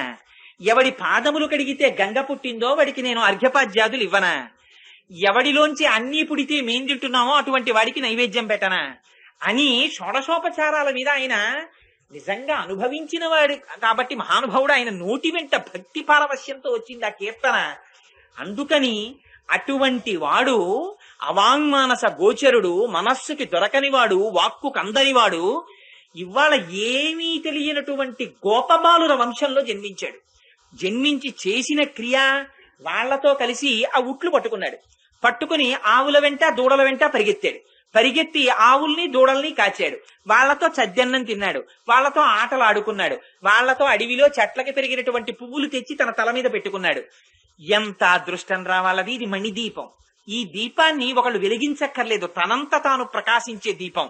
అటువంటి పరబ్రహ్మం ఇవాళ గోపాల బాలుర యొక్క కులంలో పుట్టింది, వాళ్ళ వంశంలో పుట్టింది, వాళ్ళ వ్రజంలో పుట్టింది. వాళ్ళు ఎంత అదృష్టవంతులు. అందుకని గోపవంశమును ఆ అపారమైన కీర్తినిచ్చినటువంటి మంగళదీపమా, యశోదాదేవి యొక్క గర్భ కీర్తి ప్రకాశించేటట్టుగా కట్టబడినటువంటి దామోదరుడా, ఆ స్వామి ఎంత చిన్న స్వరూపంతో ఉండనివ్వండి, అన్నీ ఆయనలోనే ఉంటాయి, ఆయనే అన్నిటిలో ఉంటారు. ఇది ఒక ఆశ్చర్యకరమైనటువంటి చేష్టితం. బయట నేత్రంతో బయట చెవులతో విన్నప్పుడు అర్థం కాదు. నేను భాగవతం దశమస్కంధం గురించి దశమస్కంధం చెప్పినప్పుడు ఈ లీలని ఆ శ్రీకృష్ణ భగవానుడి నోటిలో అన్ని ఎలా కనపడతాయి అన్న దాని మీద నేను వివరణ చేసి ఉన్నాను. అందుకని దాన్ని మళ్ళీ ఇప్పుడు ప్రత్యేకం వివరణ చేస్తే అది ఒకటే పట్టేస్తుంది. కాబట్టి ఆ స్వామి యొక్క కుక్షిలో సమస్త భువనములున్నాయి. ఉంటే అటువంటి వాడి కడుపుని కట్టేస్తానంది. అందుకని ఆయన దామోదరుడు అన్నాడు. ఆయనకు మచ్చ పడిపోయింది కడుపు మీద. అమ్మ కట్టేసింది. మచ్చలేని వాడు ఒక అమ్మ కడుపున కొడుకుగా వస్తే అమ్మ కట్టేసింది. ఎంత విచిత్రం అండి. ఆయన కట్టుబడ్డామా, ఆయన కట్టడానికి దొరికేవాడా? అలాంటి వాడు వేదం తెలియదు, ఉపనిషత్తులు తెలియవు, కర్మ తెలియదు, జ్ఞానము లేదు, గురు శుశ్రూష లేదు. అటువంటి అమాయకురాలైనటువంటి ఒక గోపకాంత చేత కట్టబడ్డారు. కొట్టబడలేదు. మన అదృష్టం. కొడతానంది అమ్మ. ఎందుచేతనంటే యశోదాదేవికి అందరూ వచ్చి పాపం నేరాలు చెప్తుండేవారు. ఒక నేరం కాదు, 2 నేరాలు కాదు కృష్ణుడి మీద. అమ్మ ఏం చెప్తామమ్మా, కృష్ణుడు అంటే సామాన్యమైన అల్లరి చేశాడనుకుంటున్నావా? బాలురకు పాలు లేవని బాలింతలలు మొరలు పెట్ట పకపకనగియా బాలుండాలము చేయుచు ఆలకు గ్రేపులను విడిచెనంబోజాక్షి వారిల్లు సొచ్చి కడవల దూరంబుగ నీయి త్రాగి తుదనా కడవల్ వీరింట నీసుతుండిట వారికి వీరికి పెద్ద వాదయ్య సతి ఆడంజని మీగడ పెరు గోడక నీ సుతుడు త్రావి ఒక ఇంచుకటా కోడలి మూతింజరిమిన కోడలు ముచ్చనుచు అత్త కొట్టెల తాంగి ఓయమ్మ నీ కుమారుడు మాయిండ్లను పాలు పెరుగు మననీడమ్మ పోయదమెక్కడికైనను మాయన్నుల సురభులాన మంజులవాణి. ఇంకా దారుణం. వేలుపులట నాకంటెను వేలుపు మరి ఎవ్వడనుచు వికవికనగిమా వేలుపుల గోడపైనో హేలావతి నీత నూజుడు ఎంగిలి చేసెన్ అని కొడుకులు లేరని ఒకసతి వగవగా తన్ను మగనిగా గైకొనెనన్ కొడుకులు కలిగిదరనిపై పడినాడిది వినుము శిశువు పనులే తల్లి నా కొడుకును నా కోడలు ఏకటమున పెనగ పాము నీతడు వైవన్ కోక నిరుంగక పారిన కూకలిడన్నీసుతుండు గుణమే గుణాఢ్య. ఎన్ని చెప్పారో నేరాలు. ఇన్ని చెప్తే పిచ్చి తల్లి యశోదంది అన్యమిరుగడు తన ఎంత నాడుచుండు మంచివాడితడెగ్గులు మనరమ్మ రామలారత్రిలో కాభిరామలార తల్లులార గుణవతీమ తల్లులారా. ఎందుకని వీళ్ళందరూ వచ్చి నేరాలు చెప్పేటప్పటికి ఆయన ఏం చేస్తున్నాడో తెలుసా అండి? కాంతలు తల్లితో తన వికారములెల్లగనింప భీతుడై శాంతుని పొంపునన్ పరమ సాధుని పెంపున గోలమాక్కి ఏ వింతయులేక తల్లి కుచవేదికపై తలమోపి ఆడుచున్. ఏమీ తెలియని వాళ్ళ అమ్మ గుండెల మీద పడుకుని వాళ్ళొక్క ఇప్పుడు పాపం వీడి మీద నేరాలా అని వాళ్ళని వెళ్ళి పాపం ఈవిడి దెబ్బలాడ్డాం. ఇలాంటి అమ్మకి కానీ మనసులో ఎక్కడో అనుమానం ఉండిపోయింది, వీడి ఇంత అల్లరి చేయకపోతే ఇంతమంది వచ్చి చెప్తారా అని. నాడు ఈవిడే చల్ల చేసుకుంటోంది. పాపం చేసుకుంటుంటే ఎక్కడి నుంచో వచ్చాడు. సుడియుతు గిదుకుచు వాలుచు సడి కొట్టుచు అమ్మరమ్ము చంగిమ్మలుచున్ వెడవెడ గంతులు వైచుచు కదిచి కడవ బాలకొండు కవ్వము పట్టాను. అమ్మ ఆకలేసేస్తోంది, పాలిస్తావా ఇవా? గబగబా వచ్చేసా దడిమధనం చేస్తోంది ఆవిడ, చల్ల చేస్తోంది. వచ్చి గబాలన కవ్వం పట్టుకున్నాడు. పట్టుకుంటే లేక లేక పుట్టిన పిల్లాడు. అందులో ఆయన్ని చూస్తే చాలు ఆనందం అందరికీ. కృష్ణుడు కదా, నిరతిశయ ఆనంద స్వరూపుడు. అందుకని ఆ తల్లి గబగబా ఒళ్ళో పెట్టుకుని పాలిస్తోంది. అప్పుడే పొయ్యి మీద పెట్టినటువంటి పాలు పొంగిపోయి గబగబా కృష్ణుడిని తీసి కింద పెట్టి పరిగెత్తుకెళ్లి పాపం పాలు దింపబోయింది ఆవిడ. కడుపారంచను బాలు త్రావనిసుతున్ కంజాక్షి పీఠంబుపై బిడి పొంగారుడు పాలు దించటకున ఏగంగ తత్పాలుండెక్కుడు కోపంపున వాడరాతి తరిమత్కంభంబు పోగొట్టి తెంపడరన్ కుంభములోని వెన్నతిని మిథ్యాసంకుల భ్రష్టుడై. నాకు పాలివ్వడం మానేసి పొంగిపోతున్న పాలు దించుకోవడానికి వెళ్ళేవాని కోపం వచ్చి అమ్మ లోపలికి వెళ్ళగానే ఓ రాయోటట్టుకొచ్చి అక్కడ చల్ల చేస్తున్న పెరుగు ముంత మొదలుకొట్టేశాడు. ఇంత వెన్న తీసుకున్నాడు, తను తినేశాడు. మిగిలిన వెన్న అట్టుకుని పక్క వాళ్ళ ఇంట్లోకి వెళ్ళిపోయాడు. పైగా వెళ్ళిపోయి అక్కడ పనికిరాని చక్కెరలోటు ఉంటే దాన్ని తిరగేసి దాని మీద ఎక్కి నిలబడి కోతుల్ని పిలిచి వెన్న పెడుతున్నాడు. ఆవిడ అక్కడ పాలు దింపి ఇక్కడికి వచ్చేటప్పటికి ఇల్లంతా బీభత్సం. ఏమిరా ఈ కృష్ణుడు ఆగడాలు లాలనమున బహుదోషము లోలిం ప్రాపించు తాడనోపాయములను చాలా గుణంబులు కలుగును తాడనంబె బాలురకును పచ్చంబరయన్నది కొట్టేస్తానన్నాడు. వీడు సామాన్యుడు కాడరా, చాలా అల్లరి చేస్తున్నాడు, వీడిని ఇవాళ కొట్టేయాల్సిందే. మహానుభావుడు ఆయన్ని కొట్టేయడమా? ఎంత ప్రతిజ్ఞ చేసిందో మా అమ్మ నిజంగా యశోద. ప్రతిజ్ఞ చేసి వీడిని ఇవాళ కొట్టవలసిందే. తీరా చూసేటప్పటికి ఎక్కడున్నాడు? ఆ పక్క వికచకమలనయన వేరొక ఇంటిలో వెలయరోలు తిరుగ వేసి ఎక్కి ముట్టిలోని కొన్న వెన్న నిలుకుచున్నొక కోతి పాలు చేయుచున్న బాలుకనియే. రోలెక్కి కోతులకి వెన్న పెడుతున్న పిల్లాన్ని చూసింది. చూసి ఒరే నిన్ను ఇవాళ ఎందుకని పట్టుకుంటానడానికి ఏమిటంటే మేం చెప్తే నమ్మలేదు కదా, చూడు ఎలా చూస్తున్నాడో మీ పిల్లాడని. ఈ విషయం తెలియగానే గోపకాంతలందరూ వచ్చి వికవికాన అవుతున్నారు. ఇప్పుడు మొగుడు కొట్టాడని కాదు, తోటికోడలు తెప్పిందని, ఇవాళ కొడుకు అల్లరి చేశాడని కాదు, పట్టుకోకపోతే గోపకాంతలు తెప్పుతారు, మేము చెప్తే నమ్మలేదు కదా అని. అందుకని పట్టుకోవాలని ఆవిడ ఒరే నిన్ను పట్టుకుంటానని పాపం ఆ పవిట కొంగు తీసి ఇలా దోపుకుంది. అమ్మొచ్చేస్తోందని కనిపెట్టాడు. కనిపెట్టి ఇక ముందు పరుగు మొదలెట్టాడు. ఆ ఇంట్లో స్తంభాలు ఎక్కువ. పరిగెడుతున్నాడు, వెనక ఈవిడ పరిగెడుతోంది. అందుకని దాన్ని దామోదర లీల అన్నారు. అది పరమ పవిత్రమైన లీల. ఆ లీల స్తంభాది కంబులు తనకు ఎడ్డంబైన అట్టట్టునని పట్టు అనివి ఈ తప్పు సైరింపు ఇంక దొంగిలబోదు నేనని మునిముట్ట నేర్చువాని కాటుక నిరయంగ కన్నులు నులుముచు వెడలు కన్నీటితో వగచువాని ఏ దశ వచ్చునో ఇదియని పలుమార్లు సురుగుచు క్రీగంట చుచువాని గూడబారి పట్టుకుని వెరపుచు చిన్ని వెన్న దొంగ చిక్కెననుచు కొట్ట చేతులాడక పూబోడి కరుణతోడబాలు కట్టదలచి. ఆవిడ వెనక పరిగెడుతోంది, ముందు ఆయన పరిగెడుతున్నాడు. స్తంభాలు కనపడుతున్నాయి, వాటి చాటున దాక్కుంటున్నాడు. కళ్ళ నిండా అమ్మ కాటికెట్టింది, ఆ కాటికంతా ఇలా చేత్తో నులిమేసుకుంటున్నాడు. అమ్మా కొట్టకే, ఇంకెప్పుడు అల్లరి చేయనే, ఎవరింటికి వెన్నకెళ్ళనే, ఎక్కడా దొంగతనం చేయనే, అమ్మా నన్ను ఒక్క తప్పు క్షమించవే అంటున్నాడు. అమ్మ పరిగెత్తుకొచ్చేస్తున్న చప్పుడు కనపడగానే ఏడు పాపేసి తన ఉనికి తెలియకుండా స్తంభాల చాటున దాక్కుంటున్నాడు. పాపం ఆవిడిది నాలా కొంచెం పెద్ద శరీరంలా ఉంది. పైగా దానికి తోడు కొప్పు, దానికి పువ్వులు, పట్టు చీర, వడ్డాణం, సంతోషం. అందులో అప్పటిదాకా చల్ల చేసి అలిసిపోయింది తల్లి. ఆ కుండ బదలు కొట్టేశాడు, ఆ పాలు పొంగిపోయాయి. మళ్ళీ ఇంట్లోకి వెళ్ళి పని చేసుకోవాలి. వీడు చూస్తే దొరకడు, పక్కన చూస్తే నవ్వేవాళ్ళు. ఇంత అల్లర్లో ఆవిడుంది. ముందు ఆయన పరుగు, వెనక ఈవిడ పరుగు. పైగా దానికి తోడు విద్యాసంకుల భాష్పుడై దొంగేడు పోటీ మొదలెట్టేట. పిల్లలు ఏడుస్తారే అలాగా ప్రోగ్రెస్ కార్డు పెట్టుకుని ముందేవాడు ఏడుస్తూ వస్తాడు. అలా ఈయన ముందే కళ్ళమ్మటి ఈ అరిచేతులంతా కాటిక, ఈ కళ్ళు ఇక్కడ వరకు కాటుక, ఎర్రటి కళ్ళైపోయి ఓ ఏడుపు. ఇవన్నీ అన్నమాచార్యులు వారు దర్శనం చేశారు. చేసి ఏంటి ఉయ్యాలా సేవ చేస్తూ అన్నారు, అయ్యో స్వామి నీ సంగతి చూసి పైనుంచి నీకు జో అచ్యుతానంద జో జో ముకుంద నేను పాడితే బాగుంటుంది అనుకోండి, రాజలక్ష్మి గారు పాడాలి. అందుకని ఆయన అంటారు, ఆ సతులు నవ్వుతున్నారా. ఆ పైనుంచి శ్రీదేవి భూదేవి చూసి ఈయన సామాన్య కుంతీదేవి భయానికి భయం వేసింది, కృష్ణానికి భయం చూసింది. అందుకని అంత భయం నటించాడు మహానుభావుడు ఆ రోజున. ఇంత భయం నటిస్తే పాపం ఆఖరికి ఆవిడ పరిగెత్తింది చెమట పట్టించింది, పువ్వులు జారిపోతున్నాయి. ఇంత జరిగిపోతుంటే గొడల చెమటలగయ్య నుత్తరీయము జార తురుముకున్న విరులు జారిరాల పట్టరాని తనను పట్టెదనని చింత కట్టుకున్న తల్లి కరుణ చూచి. ఆ అమ్మ అంత కష్టపడిపోతోందని ఎవ్వరూ పట్టుకోవడానికి దొరకనటువంటి వాడు పట్టుబడిపోయాట. అమ్మకి పట్టుబడిపోతే చెయ్యట్టుకుంది, గూడబారి పట్టుకొని వెరపుచ్చు ఇలా వేలు చూపించింది. ఏరా ఇంతల్లరా అంది. ఏరా ఎవ్వరికి దొరకవుట అని అందరినీ చూపించి పట్టెదనని చలముకొనిన పట్టుట పెట్టే పట్టుబడవండ్రు పట్టి పట్టుకొన నాకు కాక పరులకు తరమే. ఏమిట్రా వీళ్ళెవరికి నువ్వు దొరకవుట, నేను పట్టుకోవాలంటే నాకు కష్టమా, చూడు ఎలా పట్టుకున్నాను, ఇదో గొప్ప ఇవాళ. అందుకని చేయి పట్టుకుంది.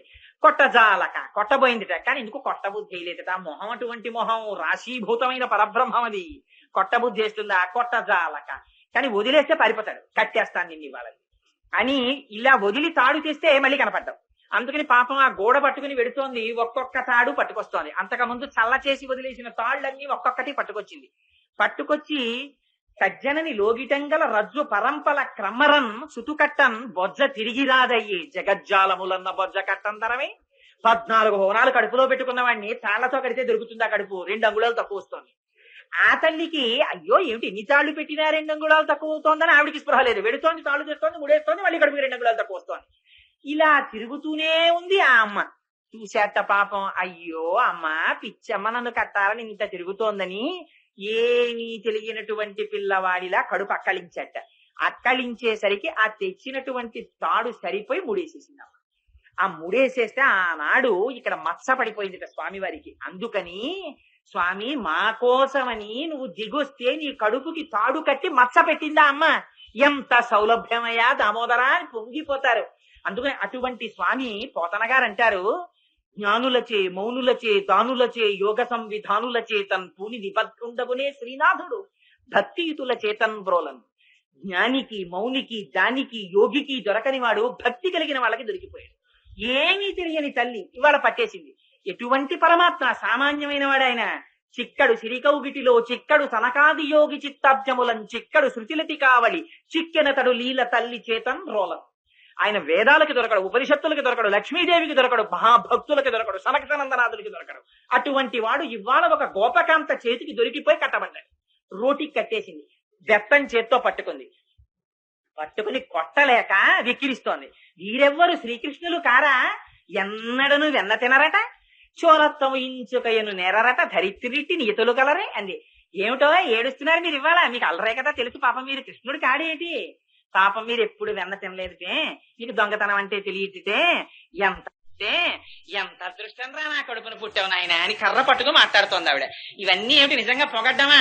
లోపల ఆర్తితో ఒక తల్లి ఎలా మాట్లాడుతుందో అలా మాట్లాడుతోంది.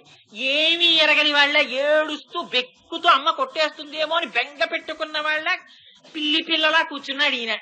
శ్రీకృష్ణ యదుభూషణ నరసఖ శృంగార రత్నాకర లోకద్రోహి నరేంద్ర వంశదమన లోకేశ్వర దేవతానీక బ్రాహ్మణ గోగణార్తిహరణ నిర్వాణ సంధాయక నీకున్ రొక్కెదా త్రుంపవే భవలతల్ నిత్యాను కంపానిధి అని స్తోత్రం చేసిన కుంతీదేవంది. ఏమి కృష్ణ నువ్వు నటించిన భయం, నీ భయానికి భయం వేసిందయా? నీ భయం చూసింది, అంత భయం నటించాడు. అమ్మ చేత కట్టబడిన ఆ దామోదరుడిది దామోదర లీల అంటారు. ఆ లీల వింటే మన కర్మపాశములు తెగిపోతాయంటారు. అటు అలా దొరికిపోయిన వాడే ఆ స్వామిని దామోదరా అని కీర్తించి తెలిసో తెలియకో ఆర్తితో 4 పువ్వులు విసిరితే చాలు. ఆయనకి ఇలా చెయ్యాలన్న నిబంధన కూడా లేదు. వెంకటేశ్వర స్వామి వారు అంత గుడి కట్టినవాడు తొండమాన్ చక్రవర్తి. అహంకారం ఉండేది ఆయనకి.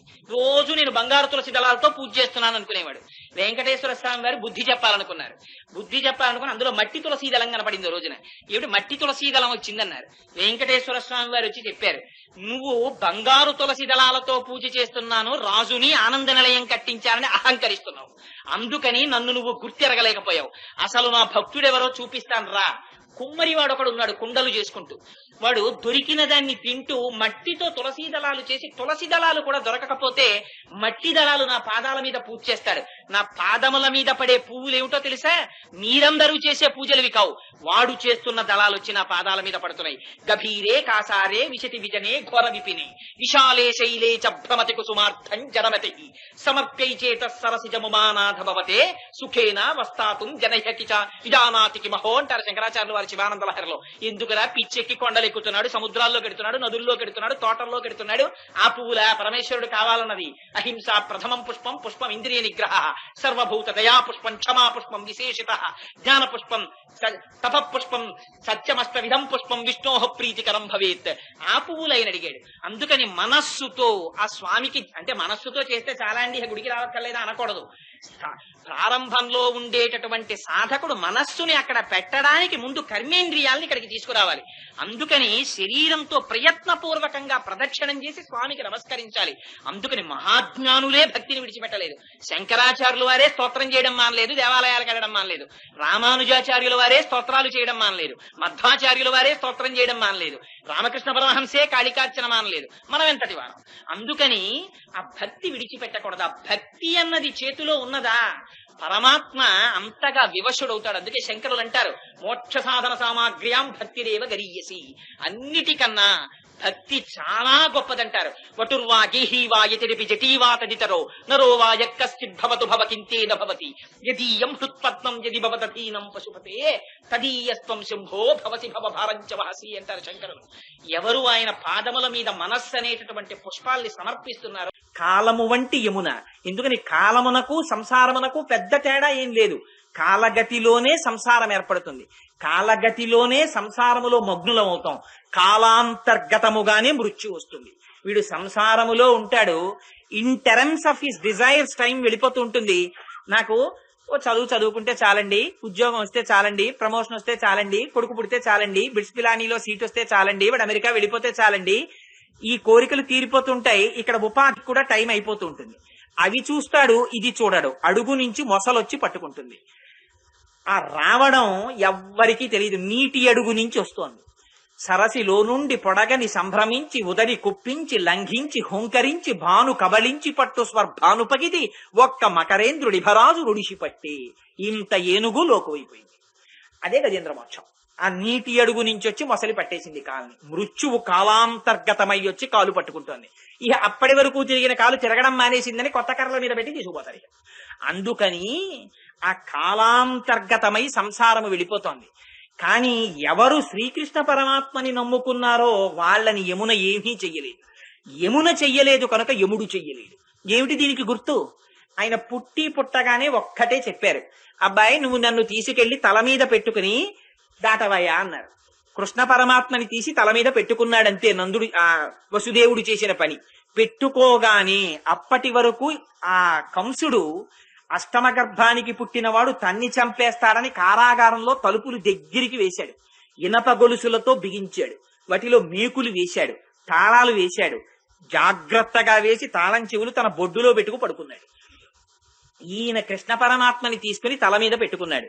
పెట్టుకోగానే ఆ గొలుసులకు పెట్టిన మేకులు ఊడిపోయాయి, తాళాలు ఊడిపోయాయి, గొలుసులు తప్పుకున్నాయి, తలుపులు తెరుచుకున్నాయి. ఆయన బయటకు వచ్చేశాడు. ఇదే భిజ్యతే హృదయ గ్రంథి క్షీయంతే సర్వసంశయా అని ఆ లోపల ఉండేటటువంటి హృదయ గ్రంథి విడిపోతుంది.